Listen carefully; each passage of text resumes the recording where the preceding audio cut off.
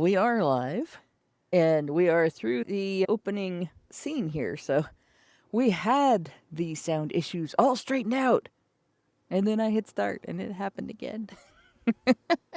Hello and welcome. We are live, and we are through the opening scene here. So we had the sound issues all straightened out, and then I hit start, and it happened again.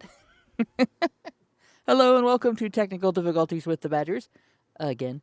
HBR Talk 352. Military kills DEI. Women most affected? I'm your host, Hannah Wallen, here with Nonsense Annihilator Lauren Brooks and the personification of perceptivity, Mike Stevenson.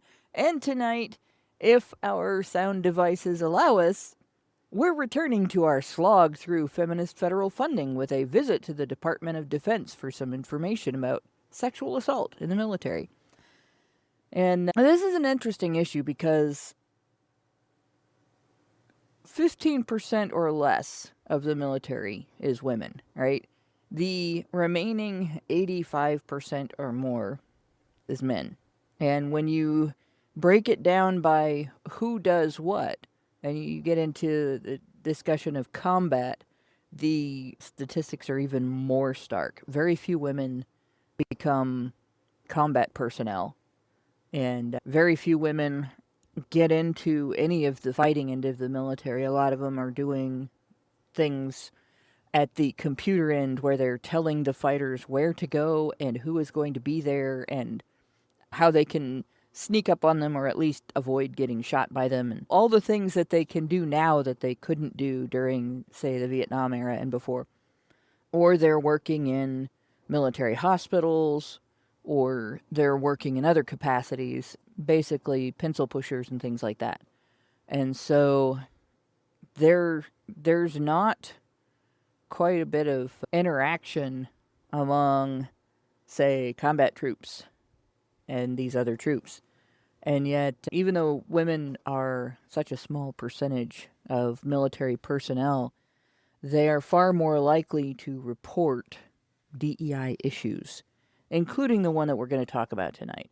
So the reason that we are going to talk about sexual assault in the military is because this is an issue that feminists really pushed because of women in the military, and feminists really pushed it.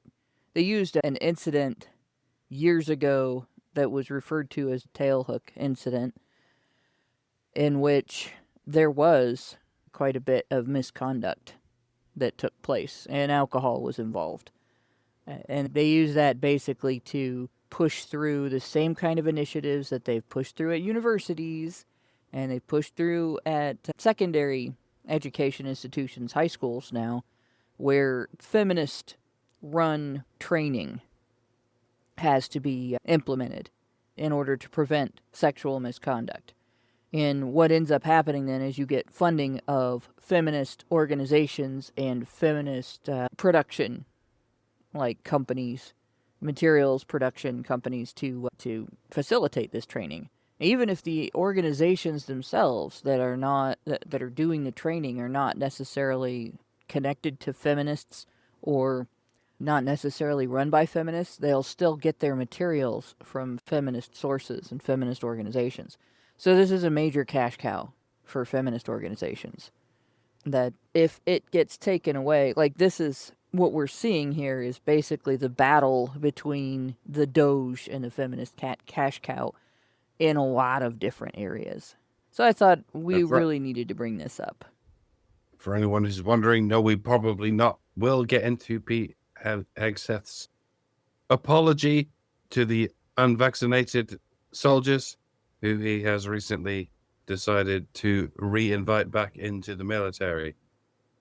That's a whole different thing that's totally not connected to the gynocentric takeover of the West. but you don't get to join the army unless you comply with the various elements of fair porn that totally have nothing to do with feminism. Yeah, we may actually do a whole show on that because the military does have a... We'll do it tonight. May or not do it tonight.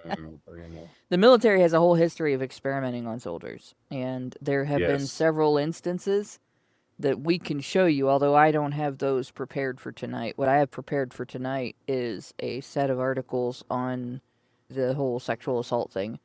And the reason that I have that is because as soon as Trump made an executive order to eliminate DEI from the military, the feminist wailing and gnashing of teeth began. And so I kind of want to confront some of that. But we will ultimately get into the Hegseth story. We may not cover it this week. We may cover it next week. There's quite a bit, and there's probably going to be a bit more time that we're going to be discussing issues of funding in the military and feminist invasion and the feminist cash cow, the military teat of the feminist cash cow, I guess would be the best way to put it, because these are things that are being taken away from feminists right now, and they are whining about it, and there will be more weeping and gnashing of teeth among feminists.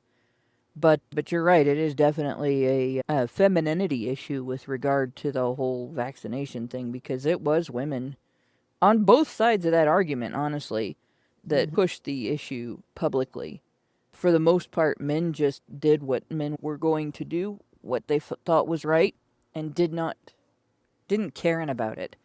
Whereas the women were the ones that really facilitated both the panic and the authoritarian. I really hope we don't squeeze. have any important hot wars over the next 50 years, or however long it takes for these spike proteins and lipid nanoparticles to fuck up an entire generation or two. Yeah, there's actually investigation into how to eliminate that from your system now. Everything that the shot did. So hopefully there will be ways to fix what it messed up. We'll see what happens. Modern medicine can do a lot of things. And then again, it may end up being like one of those situations, one Brought of to those you Mr. by Bean Pfizer. situations. Yeah. But it may be ending up being the medical version of Mr. Bean, where you make a mistake and then everything you do to try to fix it just makes the situation Makes worse. it worse. Yeah. Yeah. Yeah, I identify heavily with Mr. Bean, by the way. That is the story of my life. I make a mistake and everything I try to do to fix it makes it worse. I've looked like him since I was a child. It's dogged me for my entire life. There you go. And I'm like here going, I look like Blackadder too. Can a nigga get a Blackadder? And Yeah. no, you look like Mr. Bean. Yeah. But in any case, before we get into the show tonight, as always, we've got to do what we got to do. Honey Badger Radio dishes out a smorgasbord of thought-provoking discussions, and as experiences both recent and long past have demonstrated, the provoked thoughts are fighting back. They're probably going to fight back pretty hard on this one. They made it clear that for people like us, relying on third-party payment platforms like Patreon to fund our work is treading on thin ice, because they can cancel us at any time without warning. Or it's building our house in the path of a rapidly growing wildfire. As we've seen with multiple social media attacks by feminists against our person, in light of this, we strongly encourage our supporters to switch at least their support for us to feedthebadger.com, the most stable way to help us out. And if you want to tip us directly, instead of relying on any social media platform's tip jar, the link for that is feedthebadger.com/justtip. And as always, the same risk applies to our social media platforms, which is why you should further provoke the thought police by tracking our thought-provoking discussions on honeybadgerbrigade.com, where you can find your way to all of our content, as well as a link to feedthebadger.com in the drop-down menu at the top of the page. And just a note on the social media platforms. I know I talk about X a lot on here, but it's because that's the only social media platform that I do very much on here anymore.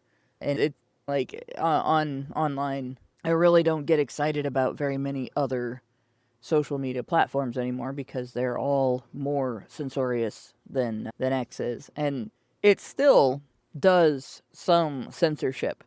For instance, not too long ago, somebody used the term faggot, and then I used the same term in pointing out you said this, and that individual did not get suspended, but they used it to report me, and I got suspended and had to take that down. And I even pointing out I was describing what the other person said that you didn't suspend. They still did it. So there's still some people. I think there are still some people in X's. I don't know if they call it trust and safety anymore or what they call it. They're faggots. Yeah, but like in all honesty, that term, nobody really uses that as a derogatory term for gay people anymore. Except maybe if you're 90 years old, you're still doing that. If you're the same age as people who think IP address is a euphemism for the bathroom, you might still think calling someone a fag is referring to homosexuality in a derogatory sense. But yeah, it was that bad, right? So one of the people who I follow, whose posts I absolutely love, keeps getting flagged as a spammer. And so his stuff keeps getting hidden. And he posts a lot of solid research type information where it's facts. It's not just logic and facts. It's undeniable facts that completely contradict things that the feminists he's arguing with have said. And so if you're on X, give an account at MSS3 Rosa, ROSA, FERREUM. Give that guy a follow because he's really getting hit. He's getting hit harder than I am. And his name is Michael Stretton, and he definitely does quite a bit of damage to feminist narratives with his posts. Yeah. And I think that's Yeah, why he keeps getting flagged because it's Of course.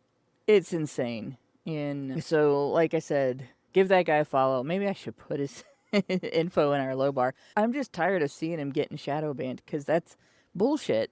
And again, like I said, I'm pretty sure that there are still some feminist pockets hiding in X's support, their trust and safety, or whatever you call it, because there is no other reason that they would flag him like that. He's not spamming. He's answering statements that other people have made. So, there you go. But getting into what we were going to get into today, let me free up. I have different windows open here, so I'm looking at different things. Getting into what we've been getting into today. There we go. And of course it hides. So what you're looking at on my screen here is the USA Spending website. It's been updated recently. It's a little harder to get it to take the types of searches that I want to do because I use more than one criteria for my search at a time. But this is searching specifically within the Department of Defense with the keyword or key phrase sexual assault. And as you can see, all of these various things that came up are about sexual assault services, support, and training, and so on. And I'm not going to do like we usually do where I open each one and start going through what it is. It has this award description on the edge here, and I can show you there's a lot of different organizations involved with a variety of different names. None of these are feminist names, but they are using feminist materials for what they're doing. And we're seeing awards ranging from 28 million for professional services support on down. And as we get to, this is a long list, by the way. If we raise this a little bit, you can see 735 contracts there. And as we go down through, we're still in hundreds of thousands. Here's a sexual assault training video, 400,298. And there's a more sexual assault prevention training, 290,284. As we go down here, alternate sexual assault response cord, Like, that sounds interesting. I wonder what that is. And it keeps going and going. And so hundreds of thousands of dollars, and then tens of thousands of dollars as we get closer to the bottom. And you're still seeing sexual assault prevention training, sexual assault response coordinator. So that's probably somebody's annual salary right there, 95,000 to do that. There's another one, alternate sexual assault coordinator, 101,000. So it's a very lucrative set of programs here. And that's just the contracts for performing specific tasks. And as we go to, I'm going to go to the next. This is the same search, but I opened up the grants tab. And the reason I have it open ahead of time is because it takes forever to load. Even though here there's only 13 grants. And we're still looking at, there's a 3 million, there's a million, there's a million, and there's hundreds of thousands here, and then tens of thousands. And it's research on sexual assault prevention, their sexual assault prevention program effectiveness, research on reporting, military disclosure, and formal disclosure. So the difference between informal disclosure and formal disclosure might be you go in and file a report as a form of formal disclosure. Or informal disclosure, you might tell your superior officer, but you haven't filed any paperwork. Yeah, these people think that just showing up is their form of effectiveness. Yep. I was here. I deserved. And a lot of these people sit on boards where they just show up once or twice every quarterly or maybe every month. I doubt every month, but they do the bare minimum and collect a paycheck just to sit on somebody's board. So it's just ridiculous, this effectiveness. Yeah. God. Yeah, and the question becomes what happens if you're somebody's manager, because a superior officer is basically management. Somebody comes to you and says, this happened to me. What do you do next? So there's some need for training in that, but you don't necessarily need any feminist assistance in that. You don't need feminism to know that if somebody reports misconduct to a supervisor, that supervisor should then take next steps to address the misconduct and reform the behavior of the parties involved and prevent any future misconduct and provide whatever remedies the company, which happens to be the military in this case, offers for individuals who have been victims of that type of misconduct. And it should be that way regardless of whether it's sexual or not. Two of the biggest lies in the English language, two of the biggest lies connected to acronyms, or at least initialisms, are NGO and non-profit organization, which I guess isn't an initialism. No one's thought of rendering non-profit organization as NPO. Oh, they do. They do. They're just quite fine with calling it a non-profit organization, despite all the profits that their board members are able to benefit from. And NGO is nevertheless rendered as an initialism. Mike, it's not a profit if you determine yourself, if you describe yourself as a non-profit organization. It's not a profit. It's all creative looking. It's not a non-government organization, as long as the government is paying you to exist. Yeah. Yeah, there's a good example there. We go back to this tab and let's scroll back this way.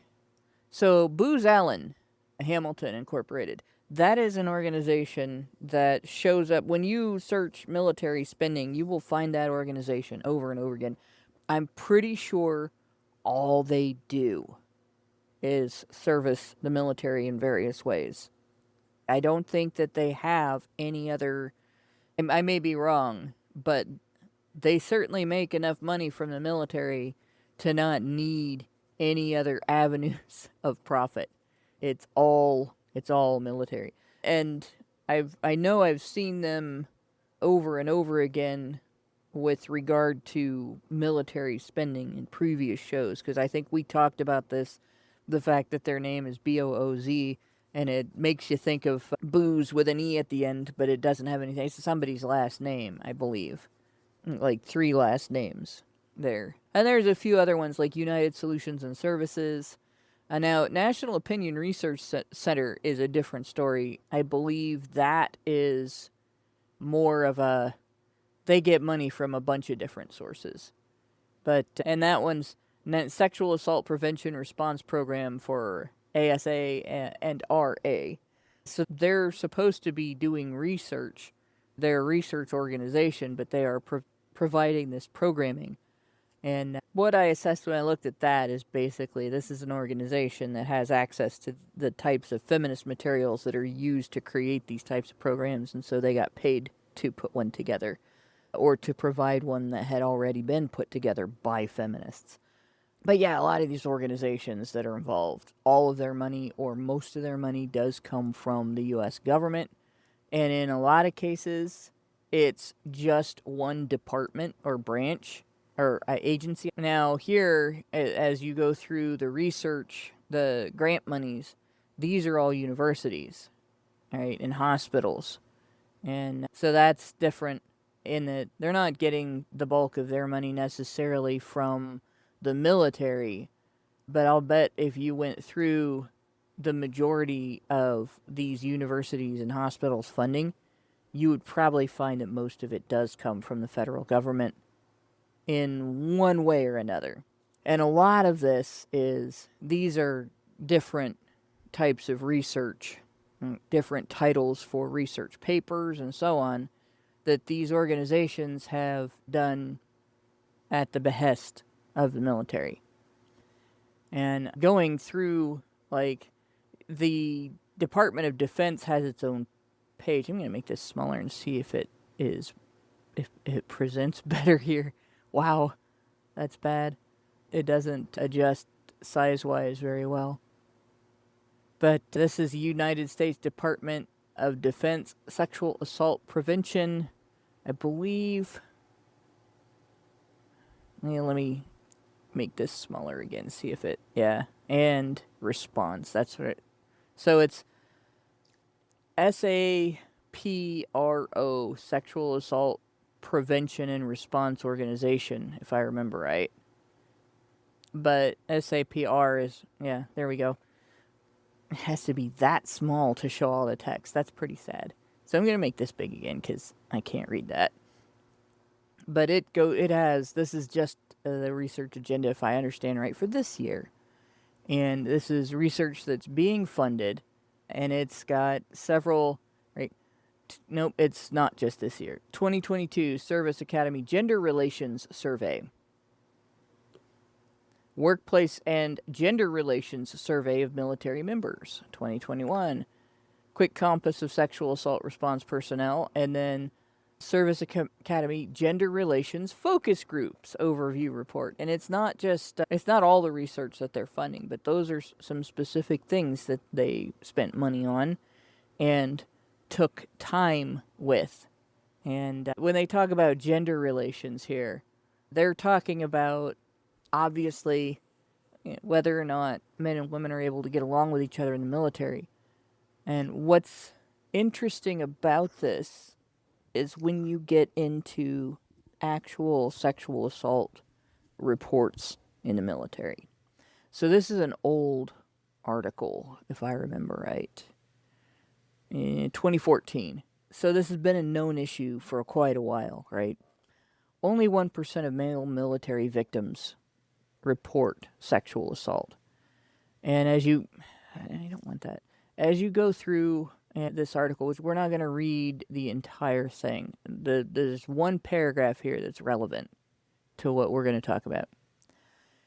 According to an anonymous survey released last week, and this again from 2014, so released in 2014 by the Pentagon, nearly 1% of males in the U.S. military said they experienced unwanted sexual contact, compared to 4.3% of women. That equates to about 10,500 men and 8,500 women, yet only 14% of assaults reported last year involved male victims. So You have two sources for this information. The informal survey was similar to the NISVS, where they asked them, has X ever happened to you? Has anybody grabbed your butt without permission? That kind of thing. Whereas the 14% of assaults reported came from those official reports filling out paperwork. And what that indicates is, like they said, only about 1% of men are reporting that they've been assaulted after they've been assaulted. And one of the things that, I don't think this article highlighted it, but other things that I have read highlighted it.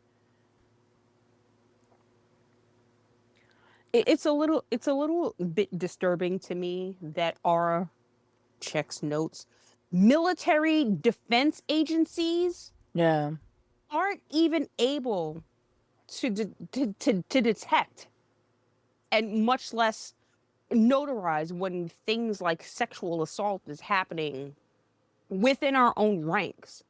But we then send them out and send money abroad to other countries because we want to protect other people. How the fuck is that supposed to work? We can't even do it within our own military. Yeah. And now I understand that there's a human element to it, right? Some people just don't want to acknowledge that they've been harassed or abused or touched in some way that they didn't like. Like they just want it to go away. They just want to be done with the military in and of itself. And so I understand that that's a thing that happens. And there's also other, like, a large part of male on male sexual assault within the military is related to hazing.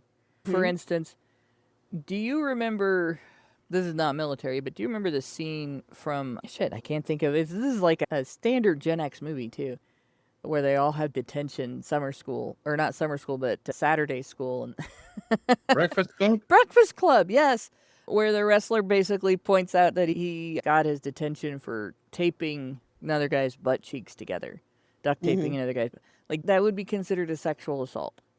And obviously, once he realized how bad it was for the other guy, he felt bad about it and everything. And was haunted by the scream. So, a lot of times when guys have a conflict, and they fight with each other about something. Like this incident that's described on this page is something that happened while a couple of guys are drunk. It says one Army commander recalled an incident in which one of his soldiers was drunk and woke up to find he was being sexually accosted by another drunken soldier. The two men ended up fighting. It took months for Army investigators to sort out the situation. That could be anything from actual sexual activity to something that the other guy thought when he was too drunk to make intelligent decisions would be a funny prank that everybody would think was funny later on, like pulling somebody's pants down and posing them in a funny position. Or back in the day, people used to think it was funny to get somebody into a compromising position and take a picture, which I don't think I ever thought that was funny, because those are permanent. Pictures don't go away unless you completely get rid of the materials. And as the digital age dawned, that kind of became more and more difficult, and now it's impossible to be sure that you've done that. So it can be anything from somebody actually engaging in sexual contact for the purpose of sexual stimulation, all the way down to, I made it look like this guy was giving me a blowjob, or something along those lines. And any of it is still inappropriate, and it's all still something that the victim is going to be upset about. But when it's at the prank end of it, men are more likely than women to consider it to be water under the bridge, especially if the perpetrator was also drunk. Men are less likely to report something like that. Especially like if they get into a fist fight over it, and the victim kicks the perpetrator's ass, frequently guys will consider the matter settled. I kicked his ass, it's done and over with, okay? We don't have to do anything else about this. Whereas Yeah. women want revenge and they want the perpetrator to be humiliated, and Mm-hmm. they won't differentiate between a stupid prank that somebody should have known better and wasn't as funny as that person thought it was versus an intent to take predatory sexual advantage of somebody for pleasure. So, yeah, Yeah, very different situation. when a woman gets her butt slapped by a man, if that man is her partner, she'll find it quite erotic. She might even demand it. In certain situations, women quite like having their butt slapped by a man whom she happens to be in love with. But if it happens in a sort of hazing ritual, she'll go, "Oh my God, I was raped." Whereas if a man wakes up at the witching hour with his dick wrapped around a female rapist, he'll go, "Oh shit, I appear to be being raped," but he won't report it as a rape. He'll be like, "Oh shit, accidentally having sex with someone. Oh dear, what the fuck do I do? I guess I report it as a rape." But they won't do that because that means trying to report having been raped by a woman. And that's very difficult for any man, never mind a soldier, because how could they possibly admit to having been raped by a woman? But it's that easy, gentlemen. There is such a thing as a nervous erection, and it quite often happens in your sleep. In fact, it's quite likely to happen in your sleep. Quite likely to have a wet dream that coincides with a nervous erection.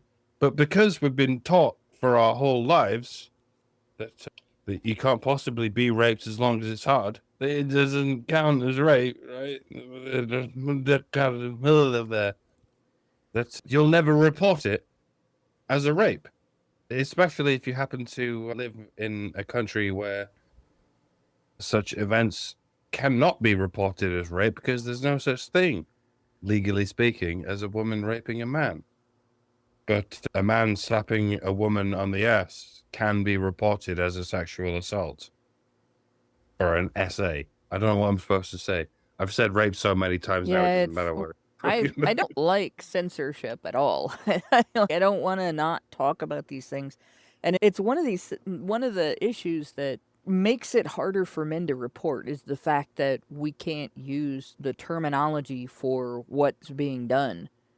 And I personally would prefer we just use the word rape to describe rape and the word sexual assault to describe other forms of sexual assault that are not considered rape, like groping and stuff like that. We can talk about all of that stuff. And I prefer to just address it as what it is rather than tiptoe, beat around the bush, and crap like that because, yeah, it's ugly and embarrassing and people don't like to hear about it, but that's every bit the reason why they should have to. All right, people But it's should be different.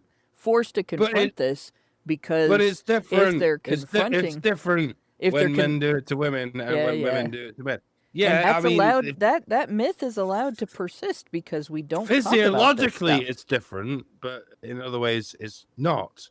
Yeah, you think about it this way, all right? One of the myths that gets used to dismiss male victims of various types of venomous assault is that outright rape, where it's specifically coitus and not oral sex, because that's now it's all clouded now that oral sex is considered rape as well if it's done against the will of the victim. But coitus against the will of the victim. Feminists differentiate on the basis of pregnancy. Women can get pregnant and men can't. But if that's the case, does that mean that it's not rape to force coitus on a postmenopausal woman or a child who isn't fertile yet? Ugh. Because I would think it would still be rape. And if it's still rape under those circumstances, or when it's done to a woman who never developed fertility, because that does happen, some women cannot ever have children. And if it's not defined as not rape when it happens to them, because they can't get pregnant, then it shouldn't be defined as not rape when it happens to a man. Can be made a father against his will. Both sexes get sexually transmitted diseases, right? Sexually transmitted infections. Both sexes can be injured during this type of an assault. Both sexes are traumatized by this type of an assault. They communicate it in different ways, but both sexes get traumatized by this type of an assault.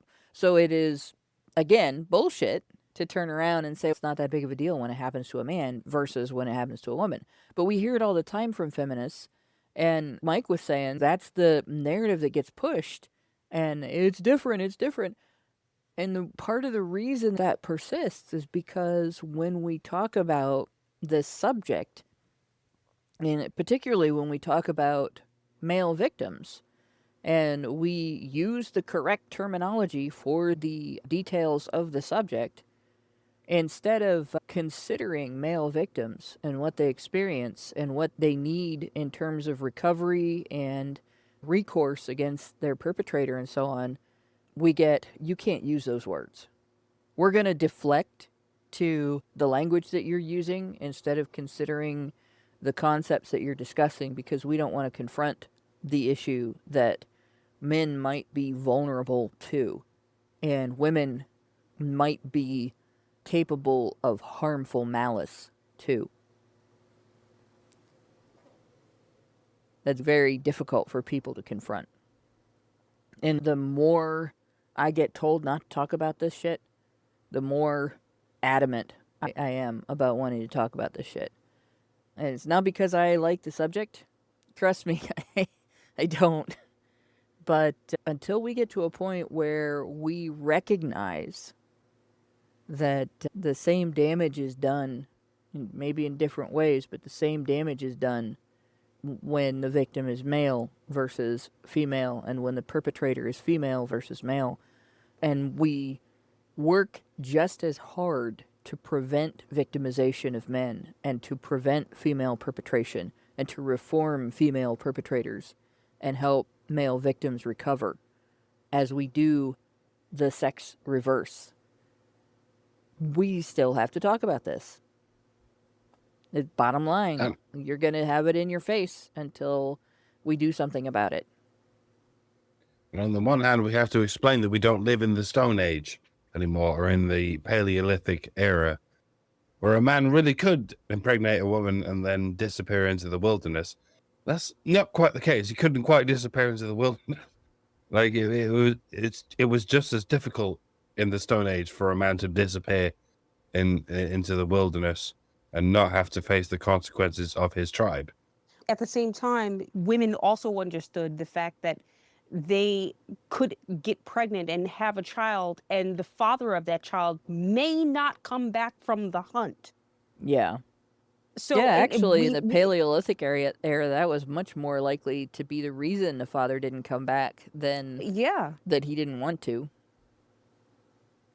And on top of all of that, we have to admit that we don't live in the Stone Age anymore. Yeah. We have a fucking Orwellian government that will track down any man who can be genetically determined to have fathered this child, and then he has to give all he can towards that child, whether or not he consented to its conception in the first place. So many of these feminists are acting like we still live in the Paleolithic era, but we don't. We live in Orwell's nightmare. In fact, you don't even have to be proved to be the father. You just have to fail to prove that you're not the father. And in some instances, like California does this, I think Ohio does this too. If you don't get your proof in fast enough after the baby's born, and it's determined by the state that you owe child support, then you are on the hook regardless of whether you're actually the father or not. And there have been cases in California specifically where, and Michigan too, actually, where men have been named the father by the woman.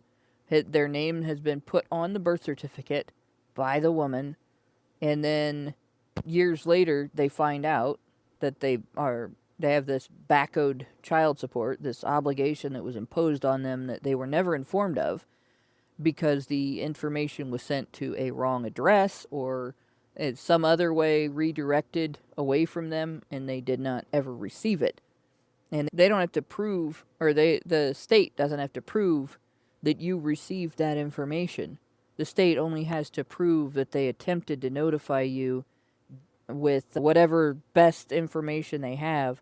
So if they think that you lived on 123 Man Street and they send the information to 123 Man Street and you never lived there, I or lived on Woman Street. yeah, you lived on Leave Me Alone Street and never got that information, that's your fault. It's your fault for not living where the state thought you lived. And sorry, dude, but now the statute of limitations is passed and it is too late for you to get your DNA test and prove that you're not the father. And the DNA test that you got that proves that you're not the father, that's inadmissible, and we're still going to make you pay child support. And that's happened to many California men. There was a case in Michigan where a judge finally exempted a man who had been paying child support for years because of a situation like that, where he was in jail at the time that the notification was sent, and instead of sending it to him in jail, they sent it to the address he lived at, the apartment he lived at before he went to jail. So of course he never got that information, and he never actually was notified, so he was never genuinely given the opportunity to contest paternity. And Yeah, like it the only happens real all the time. yeah, and the only real solution to that would be a nationwide mandate that says you cannot put a man's name on a birth certificate without his consent, without a DNA test proving that he actually is the father. The tough thing about that is, just in the last month, I've seen two instances where one was a woman faking a DNA test, and the other one was a lab screw up with a DNA test. And both of them caused situations where a man was named as the father of a child by a DNA test when he actually was not the father. Yeah, see now in those instances, like I can accept that the state owes some liability, right? However, I am, and again, I say this as a person who is never going to have kids, but I fully believe that there should be live DNA testing at every live birth, right? Like then it takes all of this shit off of the table, right? The mother knows, obviously, the mother knows that's The her mother knows child. she's the mother, yeah. Yeah, but the father also gets the benefit of knowing at that point that either this is or is not his child, and then has the decision. He has the ability to make the decision whether or not he wants to be in this child's life and represent a father, even if Yeah. he is not biologically the father, And the right? difficult thing with, if we relate this to the military, there's a whole area of military law around this that is different even from civilian law. And men in the military get treated much more harshly. You can actually, it can affect your your discharge, whether your Your discharge benefits. is honorable or not. If you have this type of relations and you end up being questioned as the father of a child, and if you're married and some other woman names you as the father of her child, there's a whole big to do that happens there as well. A man can Which is actually really be fucked over by that. and So and that's it's ridiculous. yeah, it's a situation, and again, women don't face this because you're the mother of your child, and you can hide who the father is if you don't tell the truth, and there's no DNA testing. So the mother can get away with stuff like that. But a man can be named as the father of somebody else's child and have to prove that he's not. And if he is a soldier, that can fuck up his whole career, especially if he's married. If he's married and somebody else says he's the father of my child, then he is guilty of adultery, which is illegal for soldiers. Yeah. They have a whole different outlook on that. And so you really can be fucked over by somebody falsely naming you as the parent of their child. But and then this similarly, You have this situation of what happens if a man in the military is sexually assaulted and he's too embarrassed to report it, and then the woman names him as the father. Does he get taken seriously when he says, okay, I didn't consent to the sex that caused that? I was not even conscious. If he was drunk, passed out from it, and sexually assaulted, and then she comes along and says, oh, by the way, he's the father of my child. Is he taken seriously when he says, I didn't even know that she had sex with me? I was not conscious. I didn't choose this. Yeah, and maybe he wants to then have participation in that child's life, right? Even if he's a rape victim. Right? But what happens to him legally? Does he get taken seriously? Do they No. accept that, okay, or do they say you only reported it after you got in trouble? Right? There's a lot in the military that makes it difficult. There's a lot in civilian life that makes it difficult for men to report. So it's not surprising that only 1% makes it to official reporting. And they cite in this article Jim Hopper, who is a Harvard professor who's an expert on the subject of male victims of sexual assault. He's also, his database of information on victims of sexual assault is where I downloaded the report on sexually abused boys that, you remember, I've said in other episodes, boys who have been sexually abused while they were underage are like 14 times more likely to commit suicide, up to 44 times more likely to engage in substance abuse, and so on. Like those statistics come from a study that Hopper recommended. So that's who this is. But he pointed out, and other experts have also pointed out, sexual assault is more about, they say, more about power and control than sex, and has little to do with homosexual behavior. Aggressors almost always identify themselves as heterosexual. And that sort of goes along with the fact that quite a bit of sexual assault against male victims in the military has to do with hazing more than the sexual assailant seeking sexual pleasure from the assault. And this is similar to male on male sexual assault in university. Because, especially in fraternity houses, there used to be quite a bit of the hazing process that was intended as a humiliation ritual. And hazing in the military has some of that history as well. And this is all stuff that, if you know anybody that's been through that went through basic training back in the 80s or the 90s, anytime before that, you probably heard about this stuff if they were willing to talk about it. But so that gives you an idea of like the actual dynamics of this problem is that it affects men more frequently than it affects women. The number of men that it affects is higher than the number of women that it affects. Women, higher percentage of women will report it. So you hear stats all the time.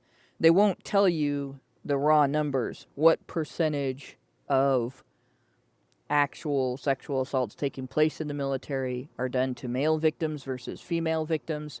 They won't talk about that. They'll say this percent of women reports being sexually assaulted versus that percent of men, because it makes it look like it's very rare among men, when in fact the number of victims, male victims, is much higher than the number of female victims. So as we get into this, we looked at that. Now we're going to look at, there we go. Yeah, I don't want to pay for this. So if I have to, I will use archives.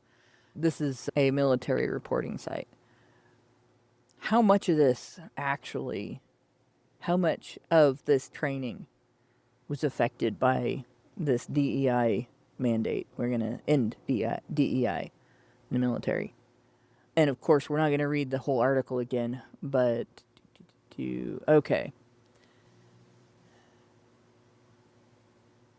When President Donald Trump penned his directive I to love the sound of that. Say that again, President slowly. Donald Trump PENDA's directive to scrub diversity programming from military campuses.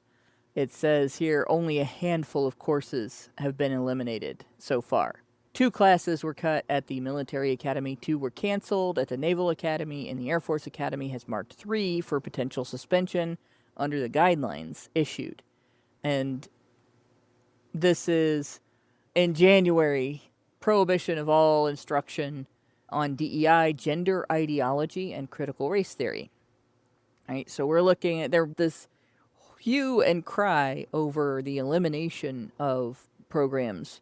Nope, just 2 classes at the military academy, 2 at the Naval Academy, and 3 for potential suspension at the Air Force Academy. And it goes on to say what they were. A history course called Race, Ethnicity, and Nation, an English course titled Power and Difference at the Military Academy at West Point. However, it gets a little more in-depth here, right? A review of the Academy's curriculum is still ongoing, he said, but only 2 classes in a review of more than 600 courses were deemed out of compliance. They were electives with fairly small enrollment. Nobody wanted to take these classes. 25 cadets enrolled in the history class and a dozen enrolled in the English course. Then at the Naval Academy, the 2 courses related to gender were eliminated. One was a Gender Matters Leadership course, and the other was an English course, Gender Sexuality Studies. Notice they're shoving this stuff into things that it has nothing to do with, right? Gender Sexuality Studies as a language course indicates that the course was about shit like pronouns. But then we get into the Academy also found 18 other classes that will need to be slightly modified to comply with executive orders, she said. A total of 870 courses were reviewed. So they're not just eliminating courses. They're having to go through and modify things that are in other courses. And again, the Air Force Academy said 55 courses need further analysis. Estimates 40% of them will require no change. So out of the 55 courses, 53% will require changes and 3 could be suspended. So it's a little bit more than just a couple of classes here and a couple of classes there. There's actually quite a bit.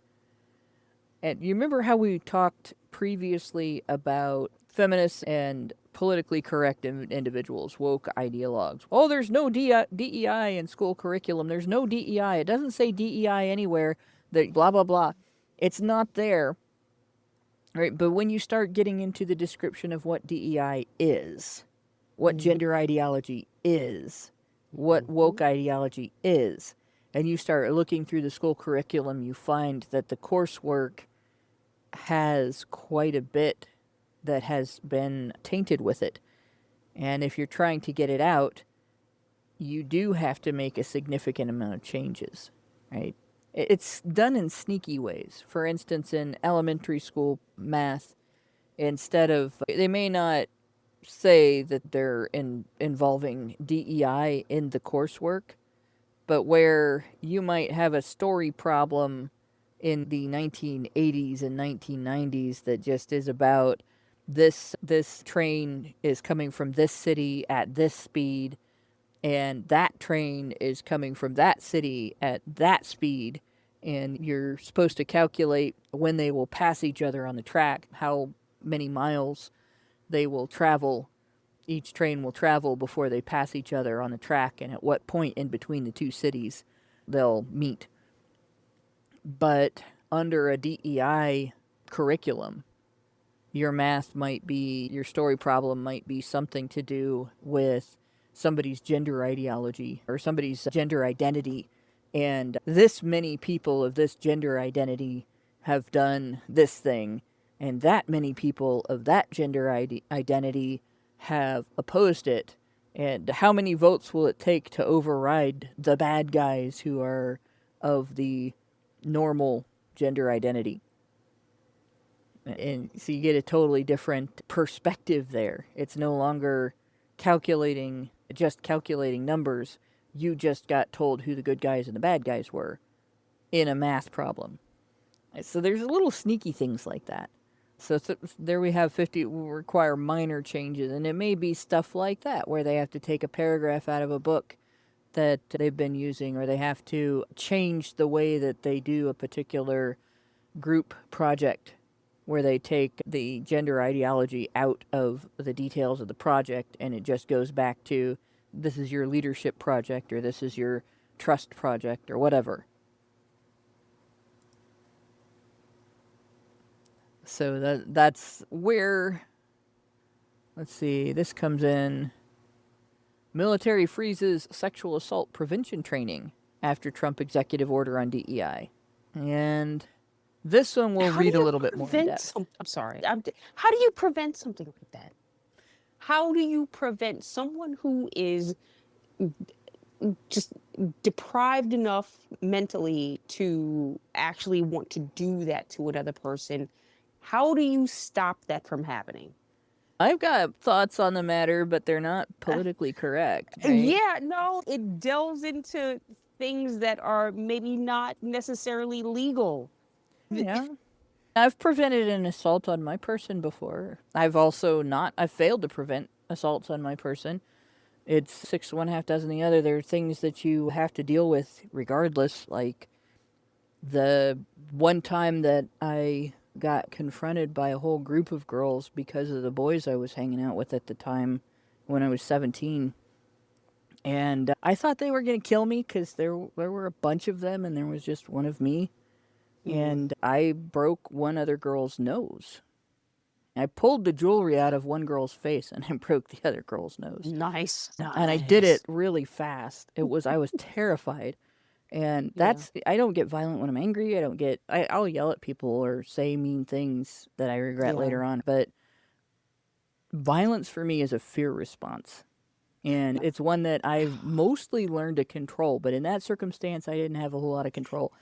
And I just reached out with both hands and brought one knee up. And I will never forget the sound of that girl's nose breaking. It will never go out of my head.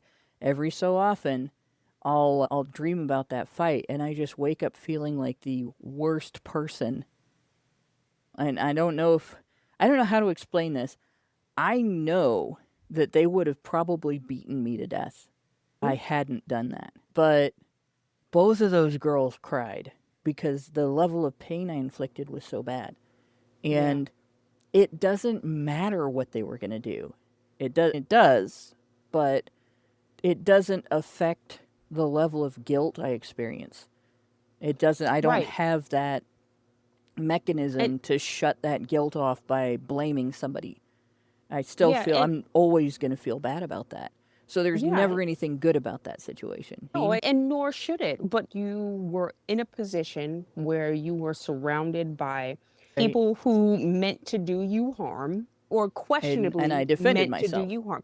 And you defended yourself the best way you knew how. And nobody would ever suggest that me saying I had a right to do that would be victim blaming.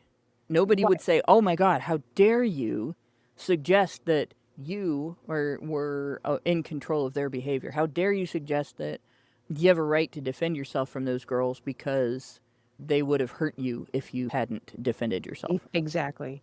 But if they were boys and they were going to rape me and I did the same thing and they had the same result, then feminists would verbally beat me down for suggesting that was effective. Yeah. Yeah, exactly.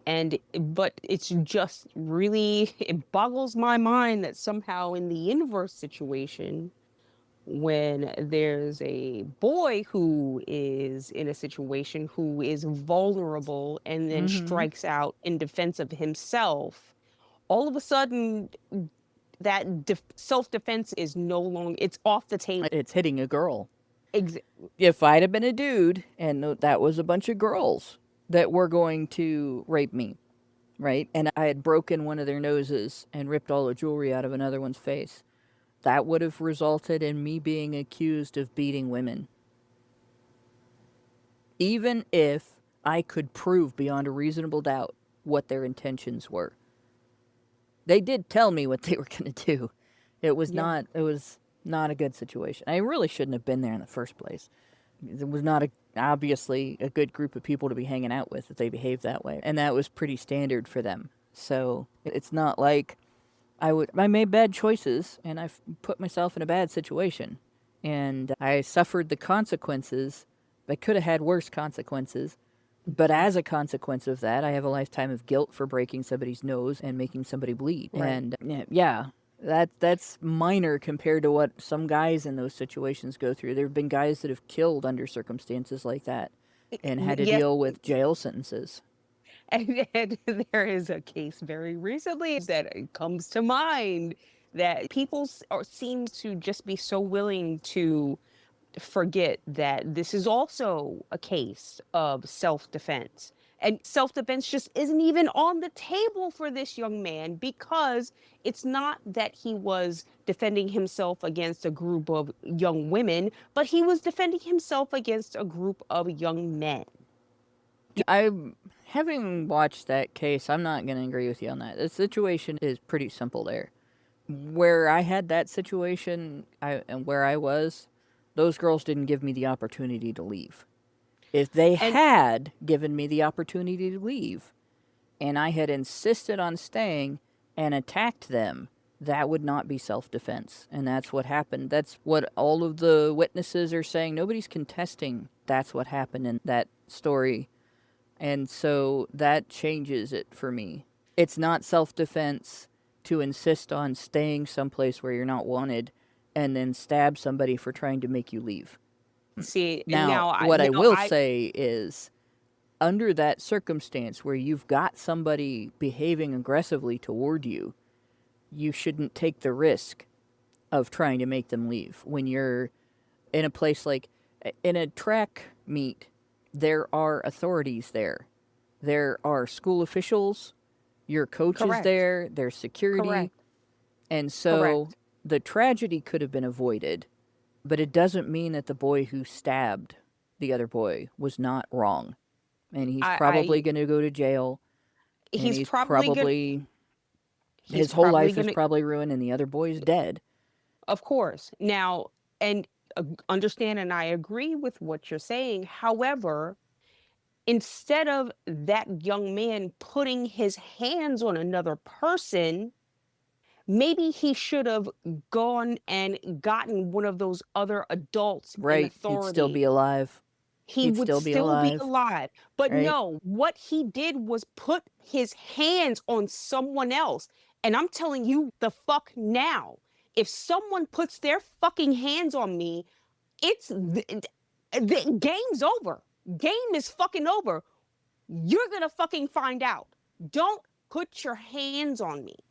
Right now, he was in a position where, he wasn't supposed to be there. He was in a position where there were people around him who were not, let's for argument's sake say, on his side. And so one of them steps up to him and says, "You need to get out of here." And we don't know the words. He might have dropped the N word here or there. We don't know.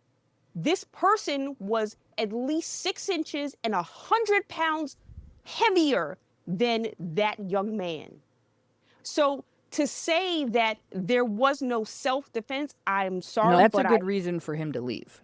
That's a good that's a reason good for him to reason leave right for him there. to leave. Absolutely, absolutely. Right. Listen, There's no stand your ground in a public place there were bad decisions made on on both both sides. sides. Yeah. And that's all the fuck that I'm going to say. But I'm telling you right now, I don't care what words come out of my mouth. The moment that you put hands on me, I have a right to defend myself. And I don't care if that means I go into my bag and pull out pepper spray, whatever the fuck it is, right? Because we already know that if you punch someone, you can kill another person. That person can fall over, hit his head, whatever. Even if that punch itself is not a fatal punch, that person can fall, hit his head, just Right. tragic things can All happen. of that is fair, but there are certain points about this that override everything. The first is nobody's life was threatened until that boy pulled a knife out of his bag. Right? No, Well, I Nobody's would just say, life was threatened in no. that situation until that I, boy pulled a knife out of his bag. The knife shouldn't have been there. Even when I was on the track team in school, we knew you don't bring a weapon to school. You don't bring a weapon they weren't in to a school. track meet. And a track meet is considered a school activity. You behave the same at a track meet that you, even if it's not on school property. When I was in cross country, for instance, we used to run at public parks, and we were told both at the beginning of the season and before each event, you are in school. You are to behave the same. You are under your school conduct code. You are to behave the same as you would in school, in the classroom, in hallways, on school property. You are considered to be under the custody of the school officials, and you will behave as a representative of your school. So none of us would have taken a knife or a gun or any other kind of weapon to a track meet or a cross country meet or a basketball game or a football game. None of that, because it was not permitted and we knew it. So where we're talking back and forth about what the kids did in this situation. With the boy who brought the knife and perpetrated the stabbing, there was at least one adult, at least one, probably more in his life that has failed him at some point in time. For him to arrive at a track meet with a weapon in his bag and to invade another team's space and refuse to leave, and to get aggressive when confronted instead of just walking away. For all of that to happen, there are adults that did not teach him sportsmanship. They didn't teach him proper behavior on school property. They didn't teach him how to behave in a situation where he's feeling threatened. They didn't teach him how to behave in a situation where he's being confronted. And similarly, the boy who got stabbed, there's at least one adult in his life who failed to teach him how to handle a situation like that as well, where he should have known without Not to having put to his have hands somebody on tell people. him. He should have known that if there was something objectionable going on under that tent, unless the boy under the tent had already pulled out the knife and was waving it at people, which it doesn't sound like happened, he was just sitting there, Nope. then his response, if he objected, should have been to go to his coach and speak to his coach about it and let the coach handle the situation. And none of that went down. And the way that I look at this is, if somebody in my neighborhood had been on one side or the other of that situation, somebody I grew up with, the first time that the boy came over and said, "Leave this area, you don't belong here, you belong under your team's tent, not our team's tent." If the kid that had the knife had been from my neighborhood, he probably would have said, "Fine, fuck you very much," and walked away. Because he would have been through enough fights growing up to know that it's not worth it to fight back over something like that, to defend this idea of a right to be under these other people's tent, even if he wasn't wrong for sitting there. And similarly, if the boy who objected to him being there had been from my neighborhood, he wouldn't have worried about it unless that kid was doing something to other people. And he would have left him alone, probably wouldn't even have bothered the coach about it, and eventually Right. the kid would have gotten up and left unless there was some sort of other behavior going on that needed confrontation, at which Hmm. point he would have You get in probably to the it. coach, he'd get an adult. Right. Because, Right. again, it's not worth it. You just don't want to deal with the fallout from that. But the reason that the kids from my neighborhood would have behaved in that mature manner is because we were allowed to kick the hell out of each other's asses when we were 5. We were allowed to beat each other into the ground when we were 6 and 7. We were allowed to play sandlot tackle football, and that included the girls, We were allowed to play a game that we actually called Smear the Queer when we were kids, and nobody So stopped us from beating the hell out of each other. so And we so now let's learned to differentiate between when it's worth it and when it's not worth it. and when it's not. No, I completely agree with you. So now let's take the knife out of the situation. And they just went toe to toe with the size difference. In my mind, obviously, he would have got pounded into the fucking sand. Maybe. Right? And Depends maybe, on how good of a fighter he is. and maybe he would have been the dead kid. And then where would we be? Then where would we be? We would still have a dead kid. We would still have a confrontation that never needed to fucking happen. Yeah. If But would we be labeling this one child as a fucking murderer and a just, oh, he's just an ape, he's just a, no, we wouldn't. Yeah, be it would doing still be that. getting racialized, though. You'd be It getting would- this kid attacked him because he would was be- black. it That's would what be- that's what would it happen. would be it would absolutely be getting racialized on the other side of the fence, this is all wrong. This is why I'm trying to speak to this situation without the race, because this was not a racial thing.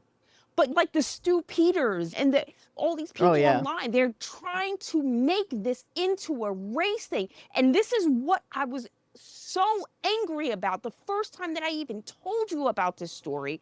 These adults are trying to make this foolish, childish, fucking just nonsensical confrontation into a race thing. Meanwhile, we are completely overlooking the fact that there are two young boys, one whose life is never going to come back, the other one whose life is always going to be, is permanently changed forever. Yeah. Forever, because of the decisions that were made. Now, should they have made better decisions? Absolutely, absolutely. But you are never, ever going to push me off the side of, number one, due process, because he deserves that. And I don't know how we've forgotten that. Like, it's just, I don't think everybody's we've trying to forgotten that. I think we're going based on the available information. Right, But, exactly. yeah. But that is an antithetical to due process, right? It's the No, it's the, due process is going on the evidence. but not just, we are talking about the evidence that's available, not all of the evidence. We're not the prosecutors or the defense team. We do not have exculpatory evidence. You cannot tell me that there's not video of what happened. You cannot I'm tell me sure that there's if there was people video, who were you cannot if tell there me was that there's video not that people who were contradicted the sitting narrative, right there. it would be coming can't- out. Well, but they can't do that because there is a case that has to be built. They can't just release all of the evidence into the public, right? So that everyone knows. And because then it becomes a court of public opinion. We have to have a trial. There has to be, Of course there does. evidentiary hearing. And there's another all consideration anyone- with regard to a trial. All anyone can do right now Is speculate.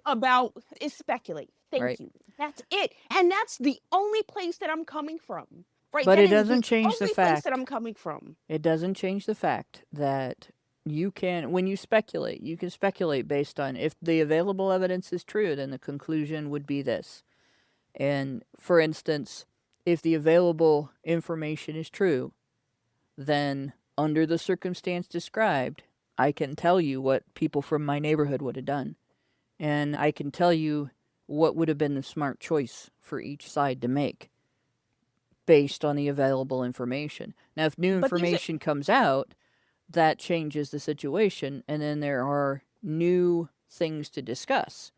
Right. But we these can are the still. people- What's really important in terms of how we discuss a situation like this is in understanding how people react to circumstances like that and how children learn to react to circumstances like that, because wasn't this boy's underage, right? He's 17 years old. Yeah, they're both 17. They were Yeah. both 17 years old.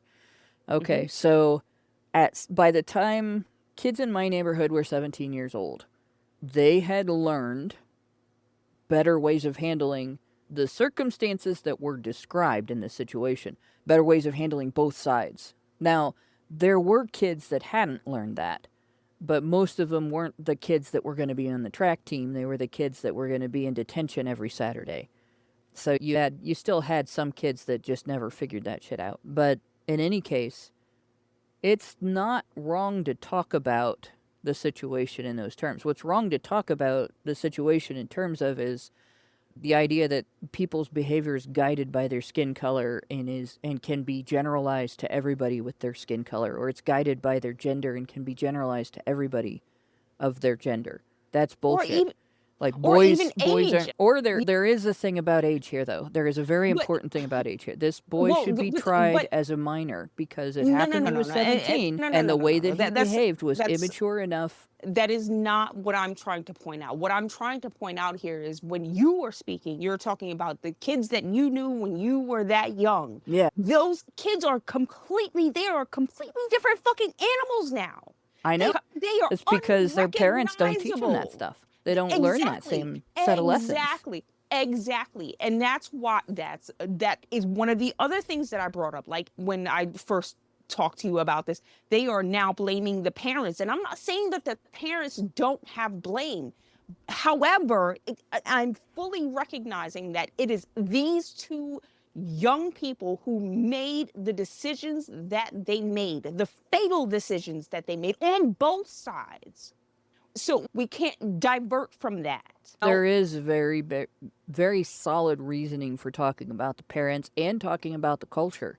And Yeah, you remember no, when we talked absolutely, about this, absolutely. I brought up the zero tolerance aspect in schools and so on and how that's affected.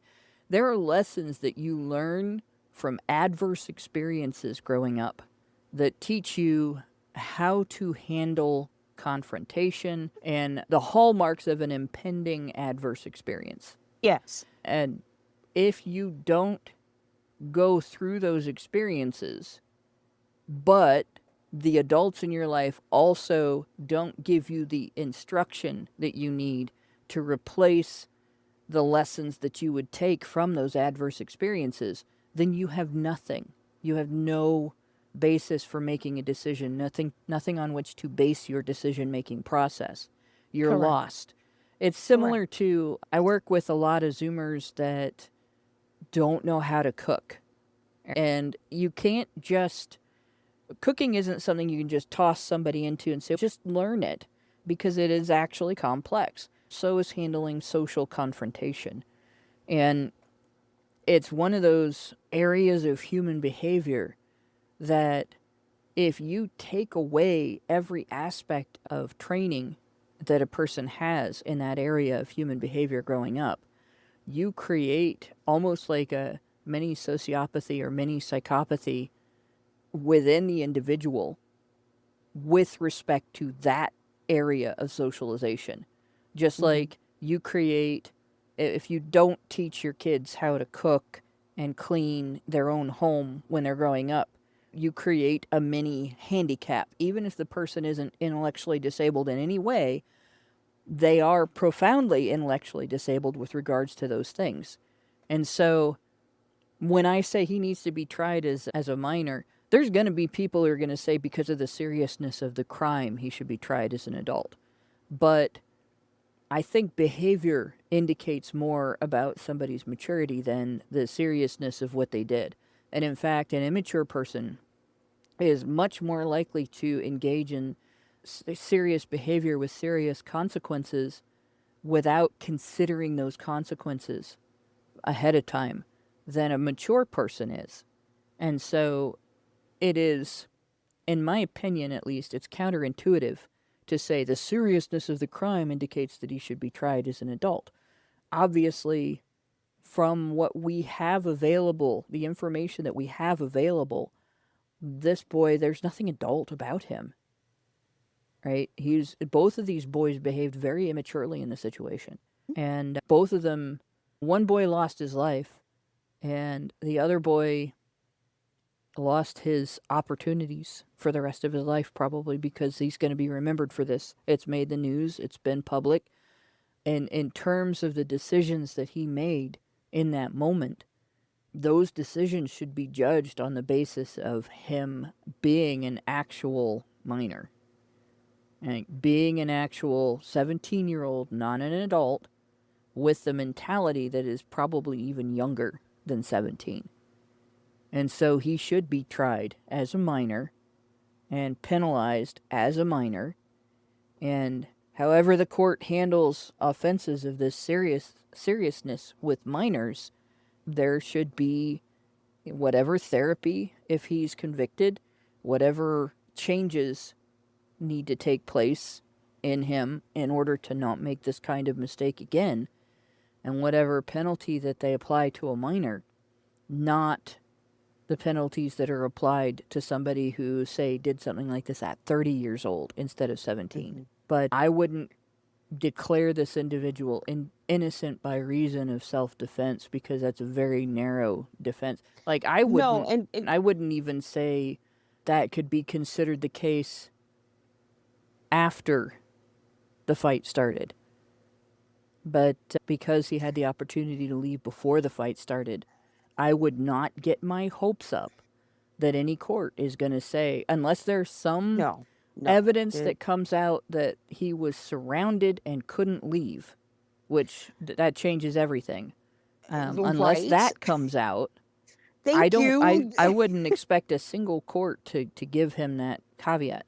In No, fact, of course not. And again, but that is where I was going in the beginning of this, right? yeah, That kind of feels like how this whole thing played out. Now, I wasn't there, none of us were there. So we're all just speculating. But because I've been in that situation where I've been surrounded by people who were just completely against me. I've been sexually assaulted in that situation. yeah.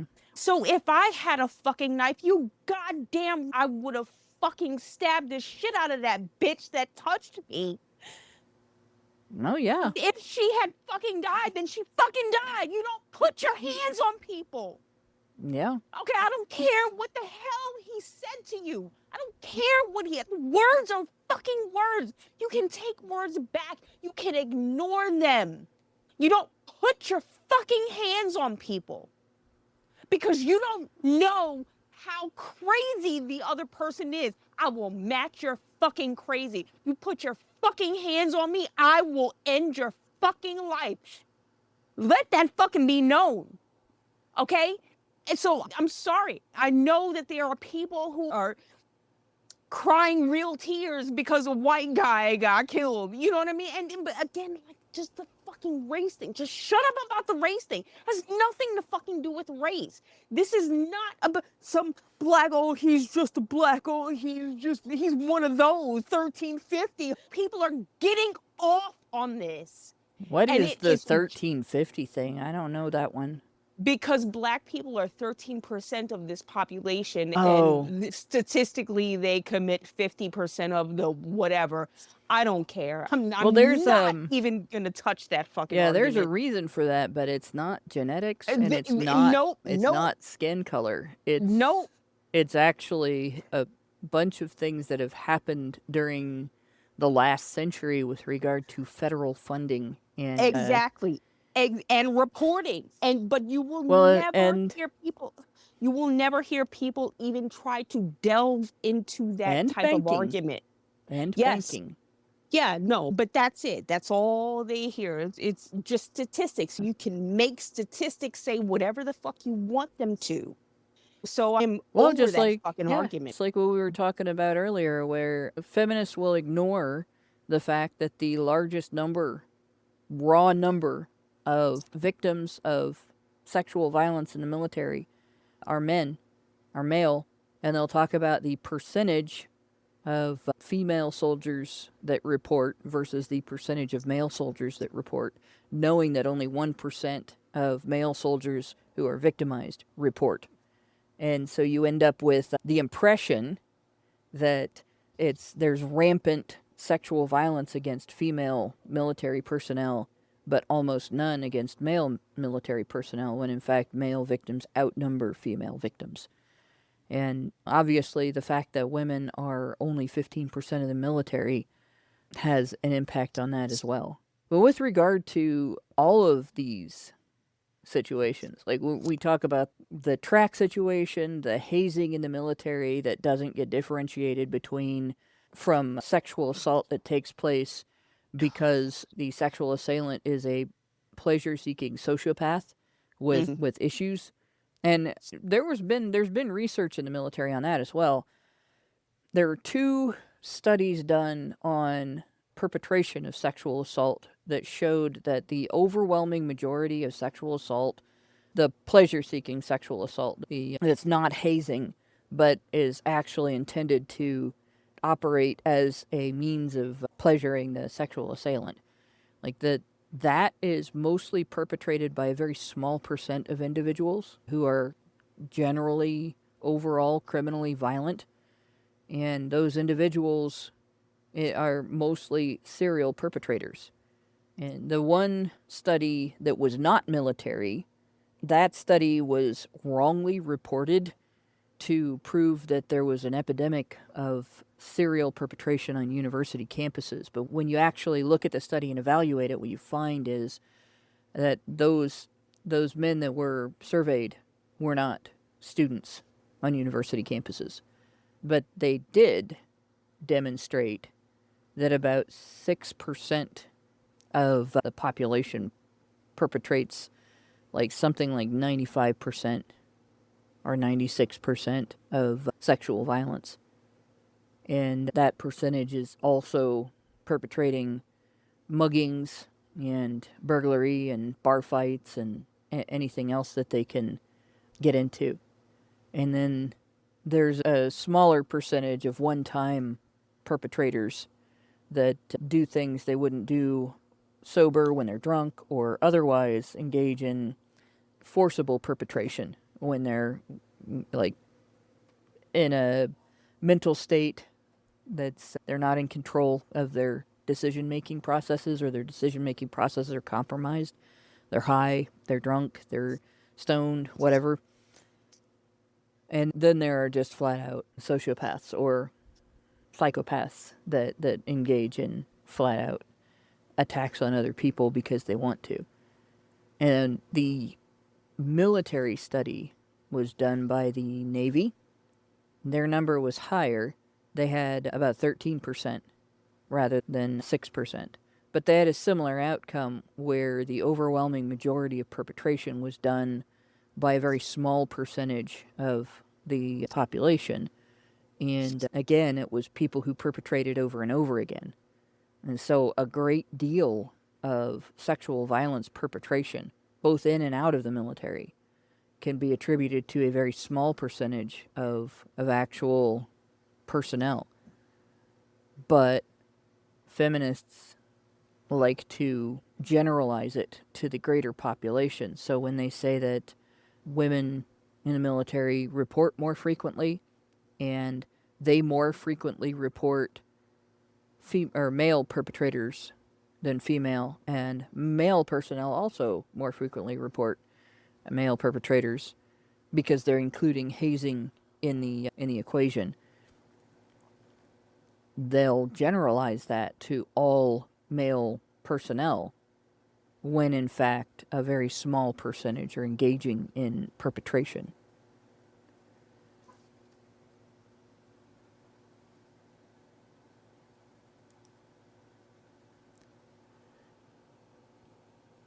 So let me go back to this. The article that we're going to read here, and then we'll start this, and we probably won't get all the way through it, but we'll continue this discussion next week. But yeah, some military branches have paused sexual assault prevention trainings after President Donald Trump signed an executive order on diversity, equity, and inclusion as they review how it applies to their policies. And this is the interesting thing about this is they didn't determine that specifically that sexual assault prevention training itself was in violation. It was how they were doing the training that applied. Newsweek has reached out to the Department of Defense for comment and confirmation via email on Saturday.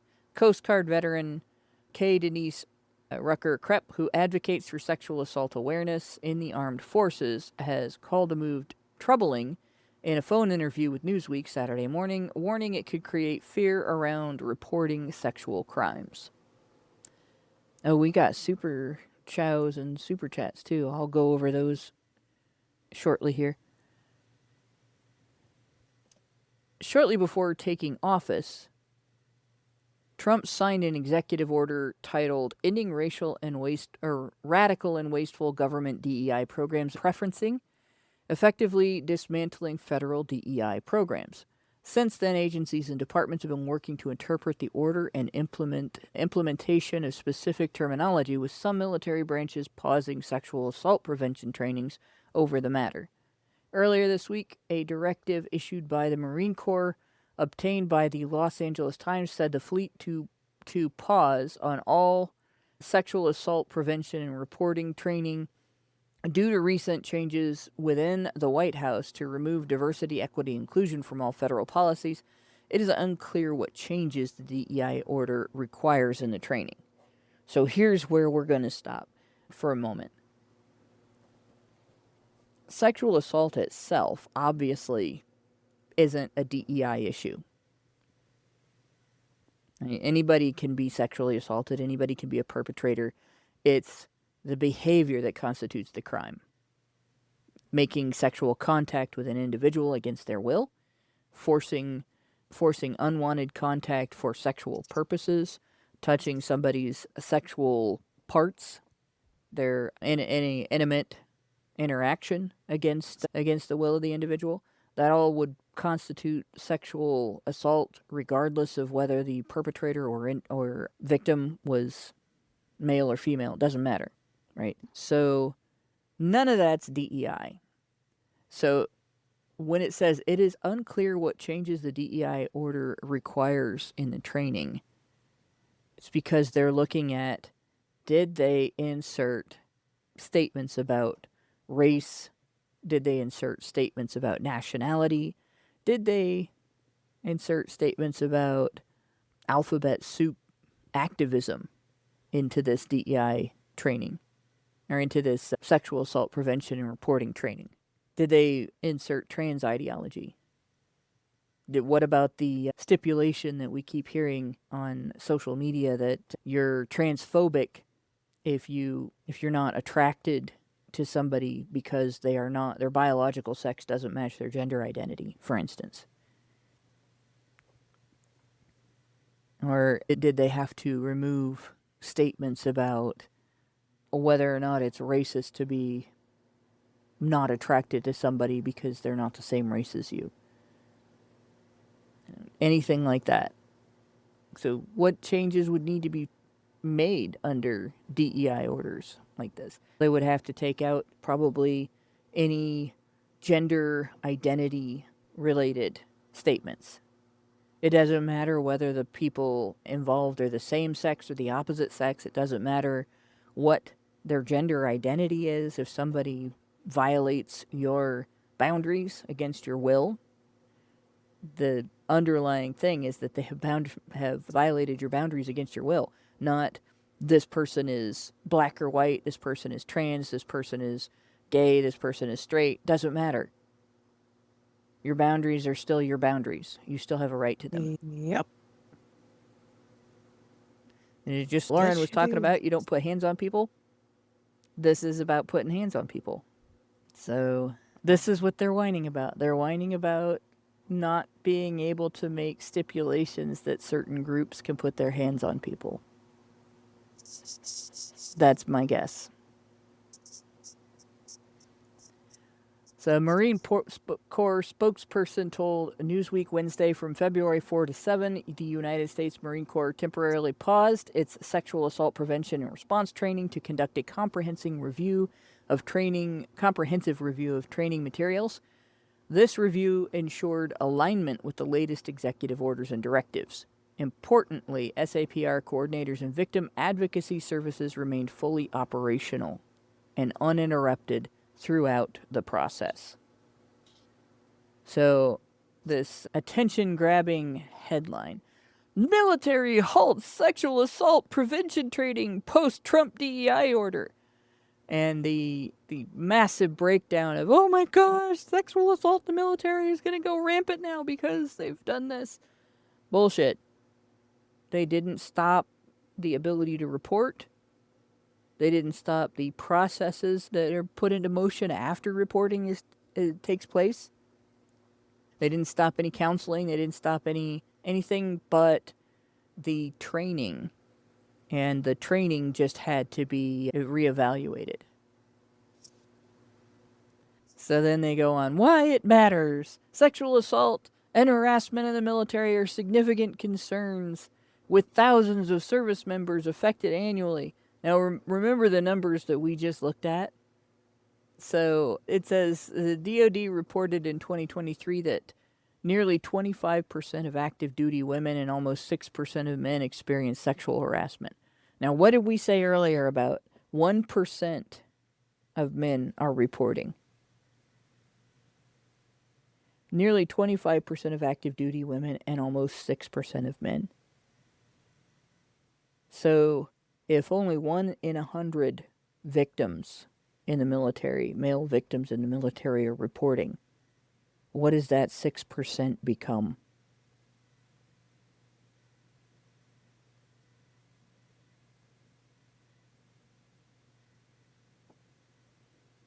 Like, what the heck?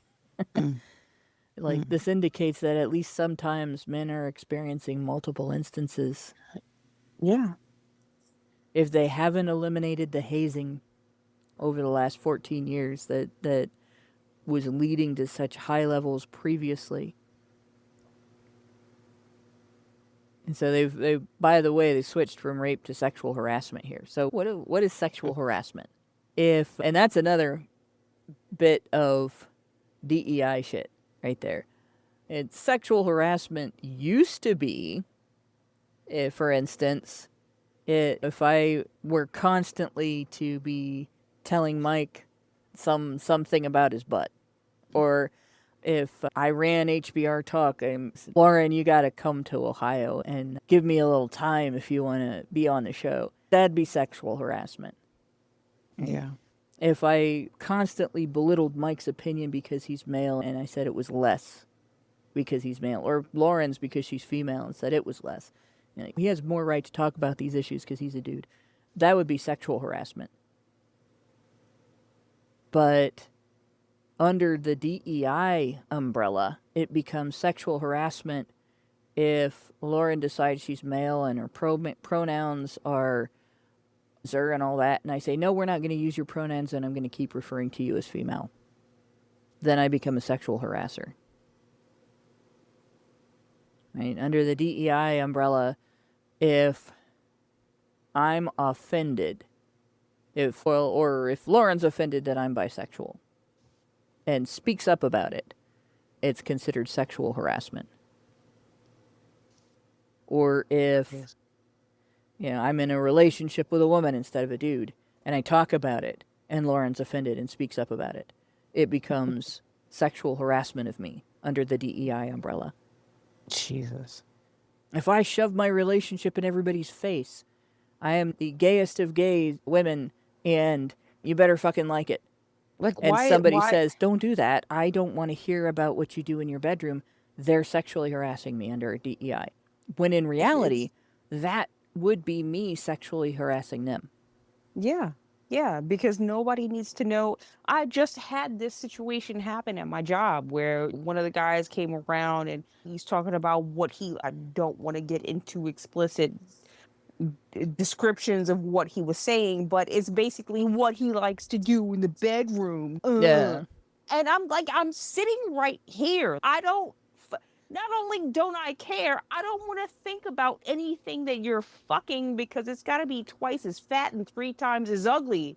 It's just one of those things you don't want to know about your coworkers. Yeah, no, I have no fucking desire. It has nothing to do with work. Absolutely nothing to do with work. You are just over here and I'm supposed to just accept the fact that this is just guys and it's just guys getting along. No, been in this business for most of my life. I understand how that thing happens, right? It doesn't involve you talking about your fucking sexual exploits behind the fucking bedroom door. Man, And so when I speak up and I say something about it, then I'm mocked for it, right? They make fun of me.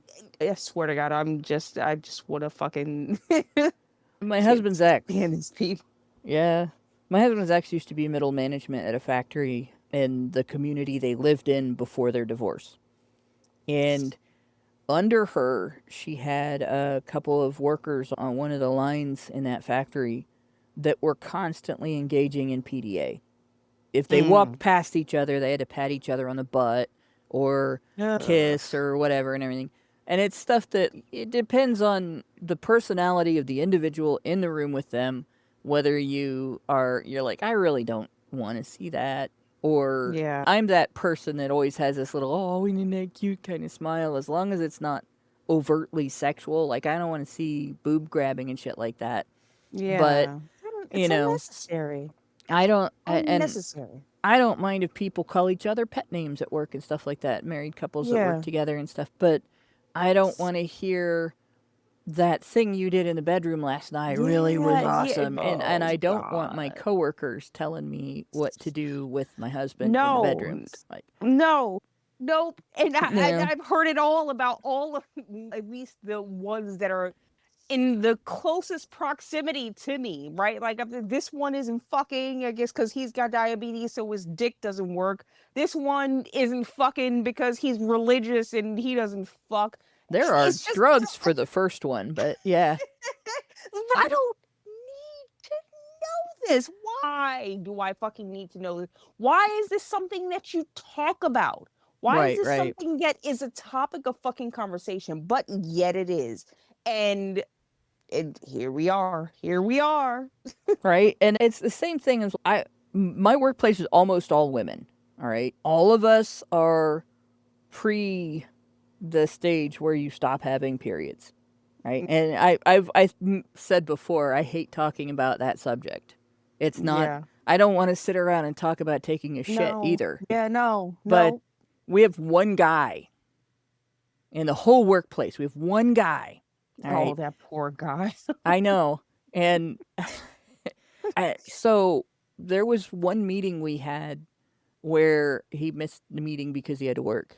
And this is his second, the job that's my primary job is his second job.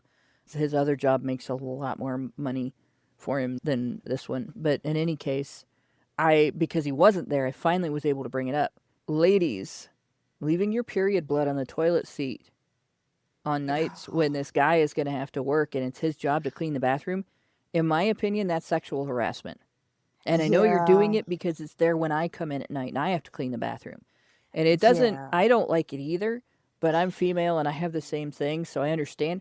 But when you are during that time of the month, after you get up off the toilet, just turn around and look. And if you've Right. left something off the seat, Yep. please wipe it up. Because a Yep. dude in particular shouldn't have to clean that up. No. And No. we all had this No.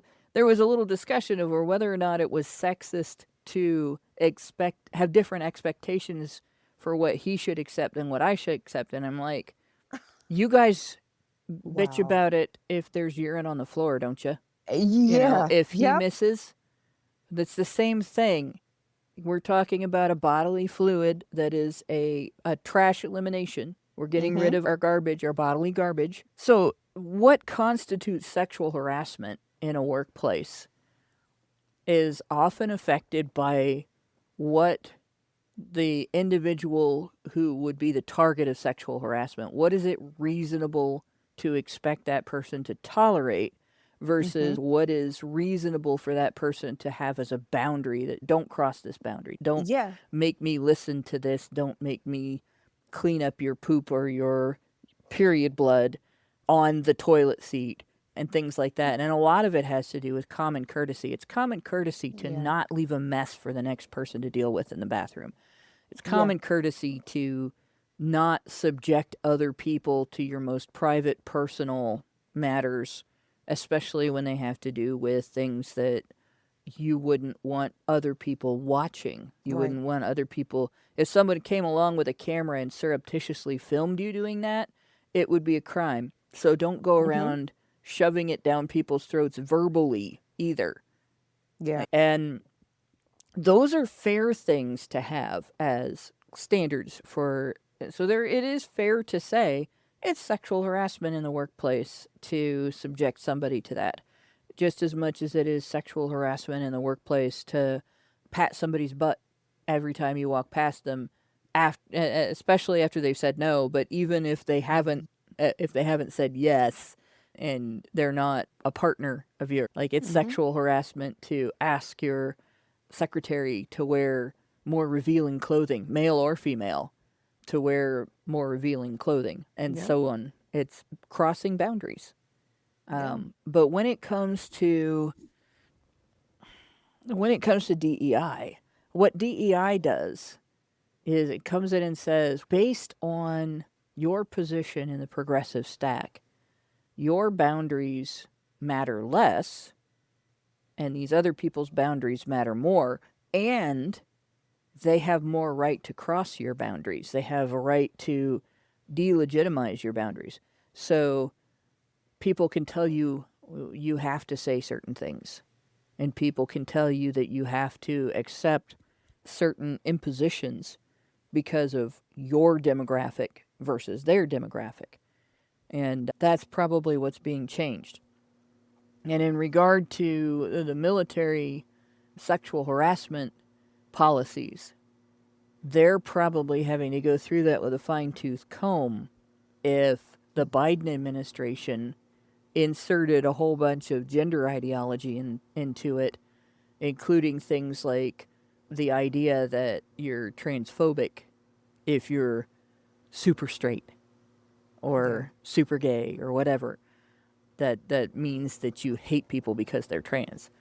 And similarly, they've probably had to look out for things like individuals that, if they're straight, reject advances and maybe give the cold shoulder to somebody who has engaged in harassment because they're gay or bisexual.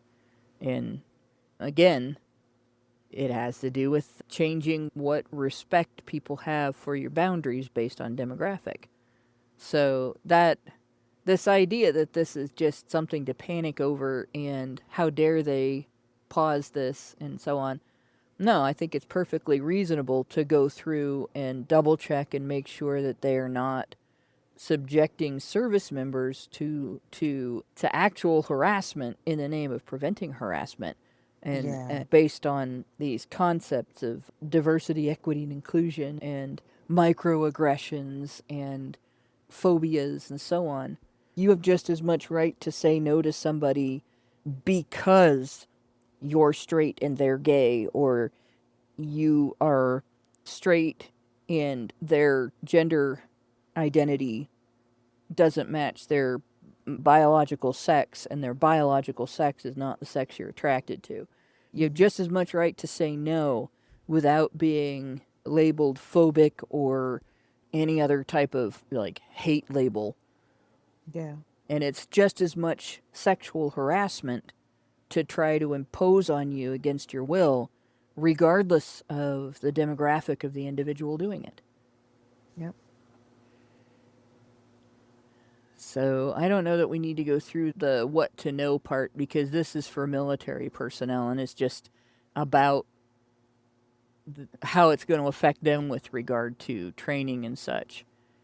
But it's definitely an interesting situation. And I'll go back to this. What we're talking about here, just to remind you, now that I've pointed out that a large part of what's changing is the military standards for what constitutes sexual harassment and how the training needs to reflect that. Right? The top expenditure, the top contract was $28 million. In fact, 28,705,000 for professional services to support the Defense Human Resources and Activity Sexual Assault Prevention Program. And they're spending that money creating these materials, distributing them, paying people to watch them, because you get paid when you go to this training, and so on, and ensuring that it has all of this DEI shit in it. And now they're having to spend money to go through it and remove it. And that's just the top one. We have 28,000, 15,000, 9,000, 4,000, 2,000, and it goes down, or a million, sorry, 28 million, and so on. And it goes down several rows here. We're still in the hundreds of thousands, multiple rows as we go down. And we have personnel that are getting, there it is, the sexual assault coordinator, with personnel that are getting hundreds of thousands of dollars. This is for labor, sexual assault coordinator, meaning that this is work that the sexual assault coordinator did, $259,000. Alternate sexual assault response coordinator, $258,000. And if we go through different things, this still in hundreds of thousands. Now we're in the 100,000, just under 200,000. There's prevention training, situational awareness training, prevention and response office from expanding the office from one room to 2 separate rooms cost $129,000. Oh my God. It cost more than forensics examiners instruction Cost courses. more than some people's fucking house. Yeah. Jesus Christ. You can get a house in Dayton for under $70,000 in a neighborhood that's not necessarily crime-ridden. Yeah. Unbelievable. And it just keeps going and going. Alternate sexual assault coordinator, $100,000, $101,000. Sexual assistant sexual assault response coordinator, $95,000. I want that kind of money. It sounds so weird. Sexual assault coordinator or Response coordinator, yeah. Yeah, my God. So that's the cost. The cost of having women in the military to complain about this stuff and demand feminist programs be instituted to deal with this stuff is millions of dollars, with some expenditures of hundreds of thousands of dollars being just for one paid worker's position, plus the research that the military is paying for to determine how to proceed in reducing this. It's insane. Yeah. Yeah, and that's the main contracts. Then we have, I still don't know what IDVs stand for, but this is a special type of contract. And so it doesn't say the amounts, the obligations, it says the outlays. So there's 6 more of these, and each one of them, 4 of them have had money paid out so far, and 2 of them haven't. Now, Catharsis Productions, I did look into that. They make videos. So what they do is 29,000 here and this 2,000 here and this 62,000 there. Those are all paying for sexual assault prevention training videos, and those are videos on the topic of consent. And just to really boil it down to it, all of those are videos on the topic of consent. So they're basically getting paid $62,000 here and $29,000 there, and then another $2,000 there to explain to soldiers what the details are regarding consent. God damn it. God damn. Yeah, I could make a $20 video. And that's if I pay for materials to use in the video, and then charge for my time. And if I charged what I charged for Honey Badger Radio, it would be significantly lower than what I would charge if I was doing somebody's wedding, for instance. I could make a video for them on the topic of consent and how they should view it and how they should respect each other's boundaries for $500. And they could probably use it for 50 years as long as they had something they could play it on. Yeah. But there you go.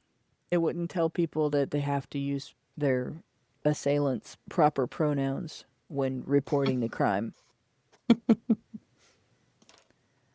So, let's get into our super chow. We have Meredith G gave us $5. Oh, there's this one first.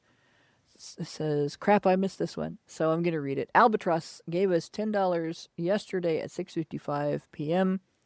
And this was from yesterday's show, so I don't know what he's talking about here. But he said, I'll never understand why women like this even entertain the idea of relationships with men if they have this much mistrust or disdain. She makes it sound like it's easier to be single. And that makes me wonder if we went over the work of a feminist influencer that's like some female dating strategy chick that just has that kind of disdain for men. But I'm assuming they were talking about a woman who thinks that men are dangerous and predatory. And yeah, it doesn't make sense that women who think that of all men try to have relationships with men anyway. Meredith G gave us $5 and said, I was listening to an Army vet talk about the fact that having men and women mixing in the military result in a problem of constantly having to police the bases because all of the consensual sex that is going on and all of the problems it can cause. All of a sudden, a base is attacked and two people are not at their post because they are screwing around. And the reason why I point this out is if you have soldiers letting off steam with alcohol and other substances, it is a recipe for disaster. And all of this behavior should be a concern for the military because you're adding to a bad mental health conditions and group cohesion. And this is a recipe for even more disaster and risks in the field. And yeah, the obvious is people not being at their posts when they should be. But there's another thing, all right? So if the fraternization taking place is defined as misconduct, yes, Richard Bier, Manifestel, that's who I was thinking of. I couldn't hear her name. But if that fraternization is defined as misconduct, and the soldiers get caught in the midst of their misconduct, one of the first things that's going to happen is a false allegation. Because the dude is going to take the brunt of blame, right? Oh, you were engaging in misconduct. I'm sorry. Yes, I was engaging in misconduct. I'll accept my discipline. But the woman is going to say, I didn't want to. He made me do it. I was sexually harassed. The rapes. And the next thing you know, there's now an incident that gets recorded as being raped or being sexually assaulted, being sexually harassed, whatever. And he's engaging in misconduct, but she's a victim. And there has to be a hearing and an investigation and all that. And then it's possible that instead of just some sort of minor discipline being faced by both of them, he's going to go to jail and be dishonorably discharged and his career's over and he may be incarcerated for years and never have any kind of career when in fact the whole thing was consensual. Then you also have the risk that if these people are in a combat situation together or any other danger situation together, because of the bond that oxytocin has created when they had sex, he's going to risk himself in ways that he wouldn't have risked himself for her safety.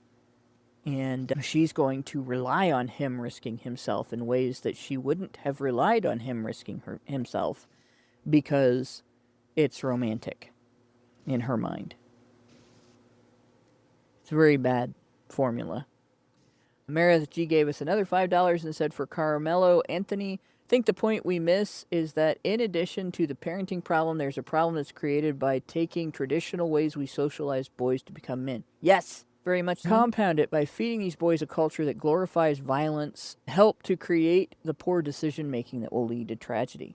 Yeah, you have this combination of we don't allow boys to learn how to handle conflict on their own Mm-hmm. with each other, and we don't tell them how to handle conflict. We don't instruct them. And so when they have conflict, they don't know what to do.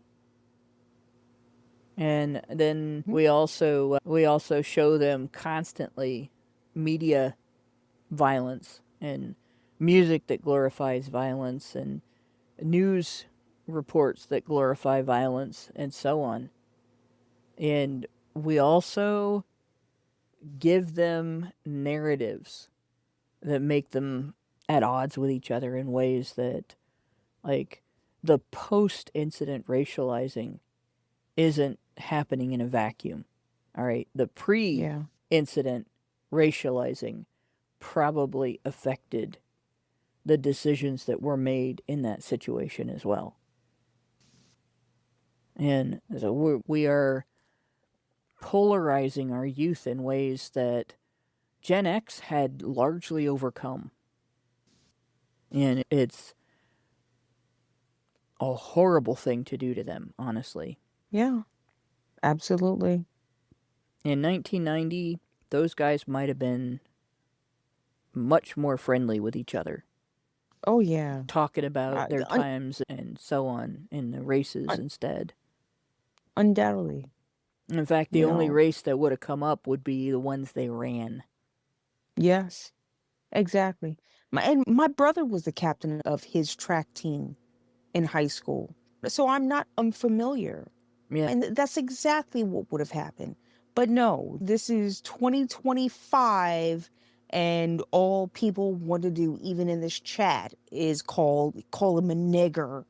You know what I mean? Cuz it makes you feel good. And it just makes me sick. It makes me absolutely fucking sick because again, just like what I told you in the beginning, they are taking this situation and instead of focusing on the fact that there are two young men whose lives have been affected, not to mention the rest of their family, but we're taking this and making it a fucking black and white issue when it is anything but. Yeah. And that's it. I'm gonna step off of my fucking soapbox because apparently people don't like what I have to say, and I really don't care. I really don't fucking care. What are you gonna do? Put hands on me? Through the Fuck chat, I around it. feel a little bit different. Yeah. you If know. somebody can do that, I want to know how. But no, when it really boils down to it, this is an issue that Gen X somehow fucked up so badly raising millennials that Mhm. they have turned our Mhm. grandkids into this 1950s stereotype of racial Yeah. polarization, Yeah. and it's very sad. Yeah. Yeah. It's one of those things that hurts to see because we had so much fun growing up, getting to know each other and being not like the history indicated we should end up, right? Being completely not giving a fuck. Okay, so you're gay. Okay, so you're black. Okay, so you're white. Okay, so you're Mhm. Mexican. We don't care. Let's play football. Yeah. Let's start up a band together. Let's have a good time. Let's have a party. Let's drink a few beers. Let's sit around and talk Yep. about what stupid things the people before us did that have fucked up the government in ways that we're going to have to deal with when we're adults. And now that we are adults, our grandkids are dividing everything by demographic again. And it's heartbreaking. It's Yeah. like watching somebody, it's like knowing a person who has a serious addiction, like a heroin addict, Mhm. and you see them through rehab and you go through the pain of their highs and lows and them almost dying and surviving, going through withdrawal and all of the difficulty and all of the financial expenses and everything. And they get out of rehab and they have a few short years of getting a job and paying their own rent and their own bills, and everything is all normal, and yeah, they still have a struggle, but they're defeating the demon. And then you come home and find them dead on the living room carpet with a needle in their arm. That's how it feels to watch Zoomers tear down all of the progress that we made growing up. Yeah. Yep. Absolutely. Heartbreaking. Yeah. You know, what are you gonna do? Rant and rave about it. That's what we're here for. Yeah. Yep. So we also had a super Absolutely. chat. Let me scroll back to it because there it is. Okay, so Albatross gave us $5 and said, "I can't think of anything cool to say, so here's $5." That was pretty cool though. Saying here's $5 is always cool, and we thank you for Always it. cool. Yes. We Because do you not could have have any. said a whole lot worse. Yeah. We appreciate you. We Yeah. appreciate you. I appreciate you. Yeah. If that means anything. I miss making fun of how silly and stupid and funny racial slurs sound instead of using them. Right? People using them. Right? Like, seriously, some of them are quite ridiculous. Anyway. And Shadow Wolf 87, by the way, on Rumble says, "I appreciate all Badger rants. It was refreshing to hear you rant, Lauren." So you are Thank you. appreciated. It's not all bad. Thank you. So Thank you. If anything, I appreciate that I can bring a different perspective because I know there are a lot of people who they have their minds made up about the situation, and it's just not as clear cut. It's not as cut and dry as everyone would like to believe. And again, I'm taken aback yeah. by the lack of people's desire for due process. That's all that I want. That's the only thing that I want to see. I want the due process to happen. He deserves that. Yeah. They both deserve that. So when you stray outside of that, then you're going into realms of what other people want you to believe, right? Like the Stu Peters of the world. There are people who are so set and dyed in the wool about what they believe happened. And in all actuality, none of us were there. So how about we just take 10 steps back and let the whole situation calm down, let things happen, Yeah. and then we can make a decision off of that. But I will always stand on the side of due process for this young man because he is the only one that is here standing that has to defend himself. And it's just such an unfortunate situation. It's an unfortunate situation all the way around. So, I will say, when you I was know, doing research for that episode, it was very difficult to find stuff that could be solidly confirmed. And about mhm, 3/4, like 3 out of every 4 sources of information I found something else that contradicted it. yeah, And there was a lot of stuff that was initially reported in the news media about that situation that had to be walked back afterwards. And so it was definitely one of those news stories that somebody was trying to promote a narrative and put a bunch of stuff out there that was not true. exactly. And I noticed it's like Exactly. the same thing happened with, I can't think of his name. Kyle Rittenhouse. Yeah, it happened with him too. Same thing Yeah. happened with the story of the cop that was accused of killing. Oh, Derek Chauvin. Yeah, the same thing happened with him. A bunch of stuff Yeah. came out about him and his personal life and his associations, and then Mhm. you look into it and Mhm. it's like none of that is backed by anything. Yeah. And Yeah. there were claims about things the family was doing and stuff like that. None of it was true, and so it was very Right. difficult researching for this story because you couldn't get the facts without Right. getting a heaping helping of junk news that really didn't that wasn't real news. Yeah, and somehow our collective memory has just been etch-a-sketch. It's just all been shaken away. Like we've forgotten everything that's happened in the past few years with situations like this. And we just want to be mad at a person, and we just want to put labels on this person. I don't understand it. I don't understand it. And Where is our humanity? I can't I could not imagine, forget being his mother. I couldn't imagine being him in this situation right now. If you were trying to defend yourself against someone who has 100 pounds on you, right?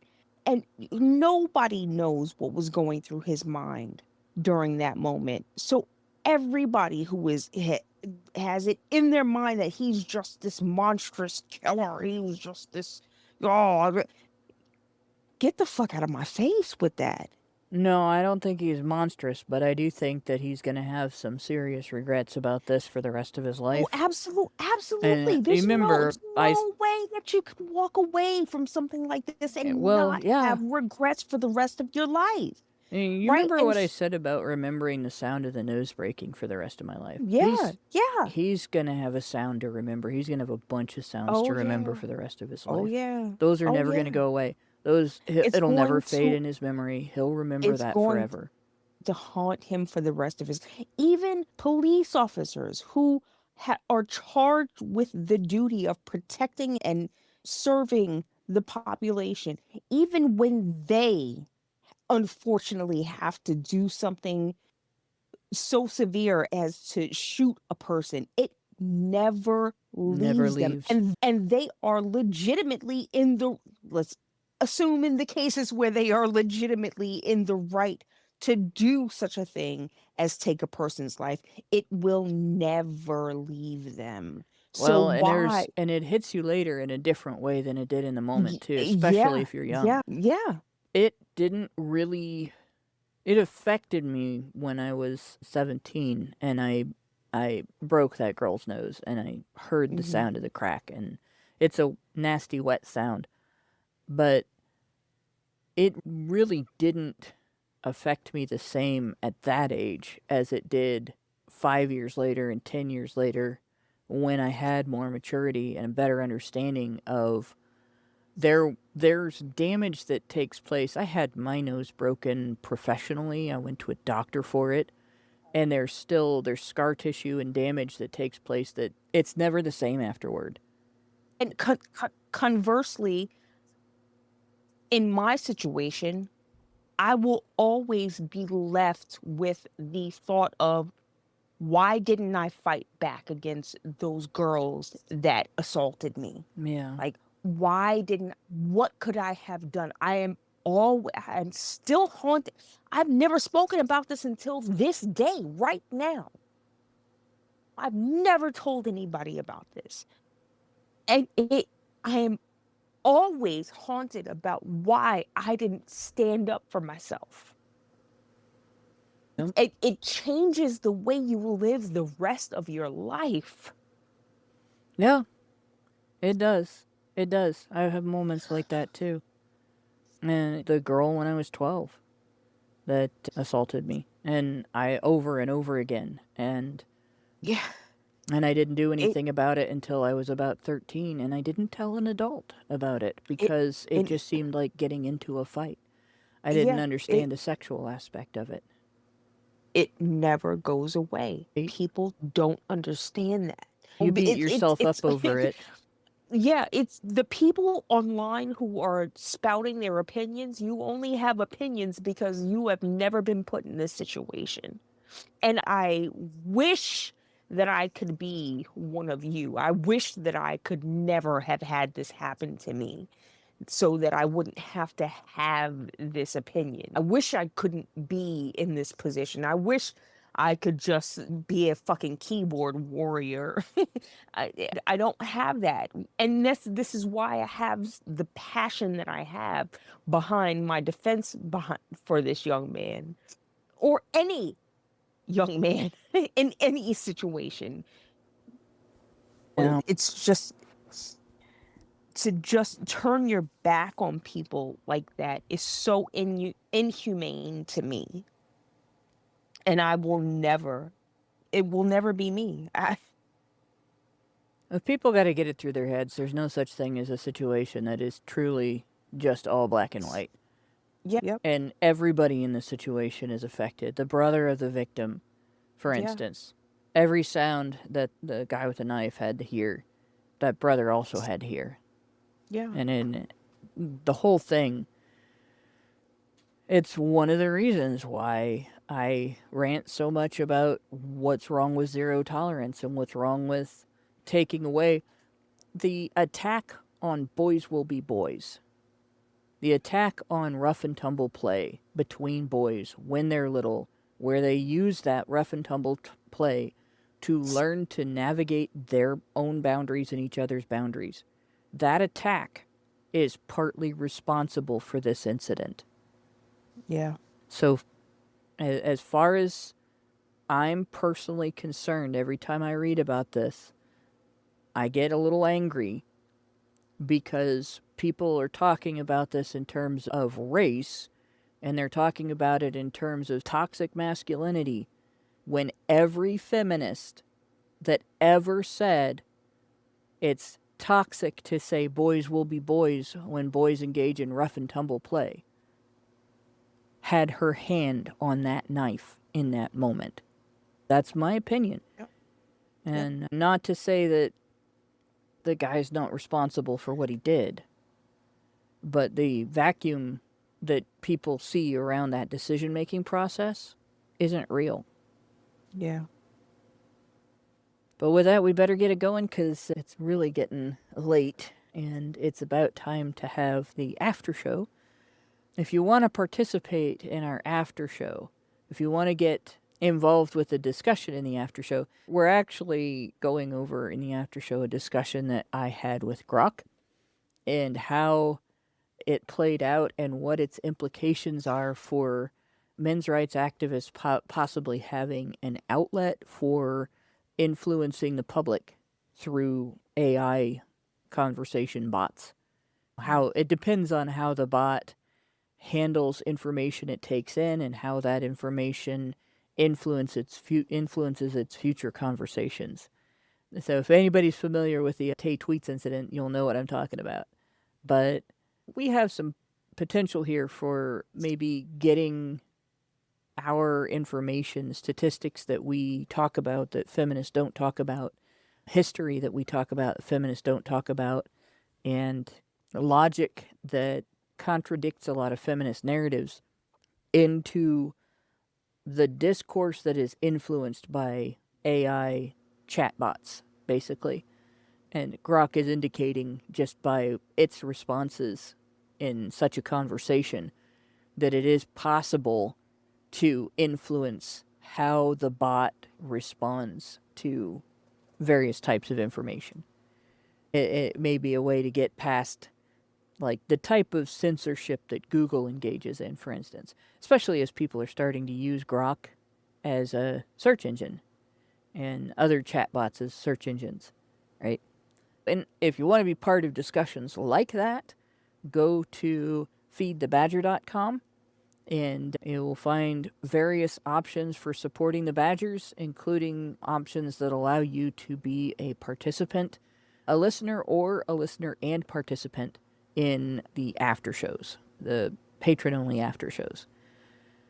So with that, I will thank everybody for listening, and thanks to my two co-hosts for going over the material, and the tangents were really good tonight, I think. We usually go on tangents that are just us chit-chatting and everything, but I think we covered a lot of ground tonight that needed to be covered.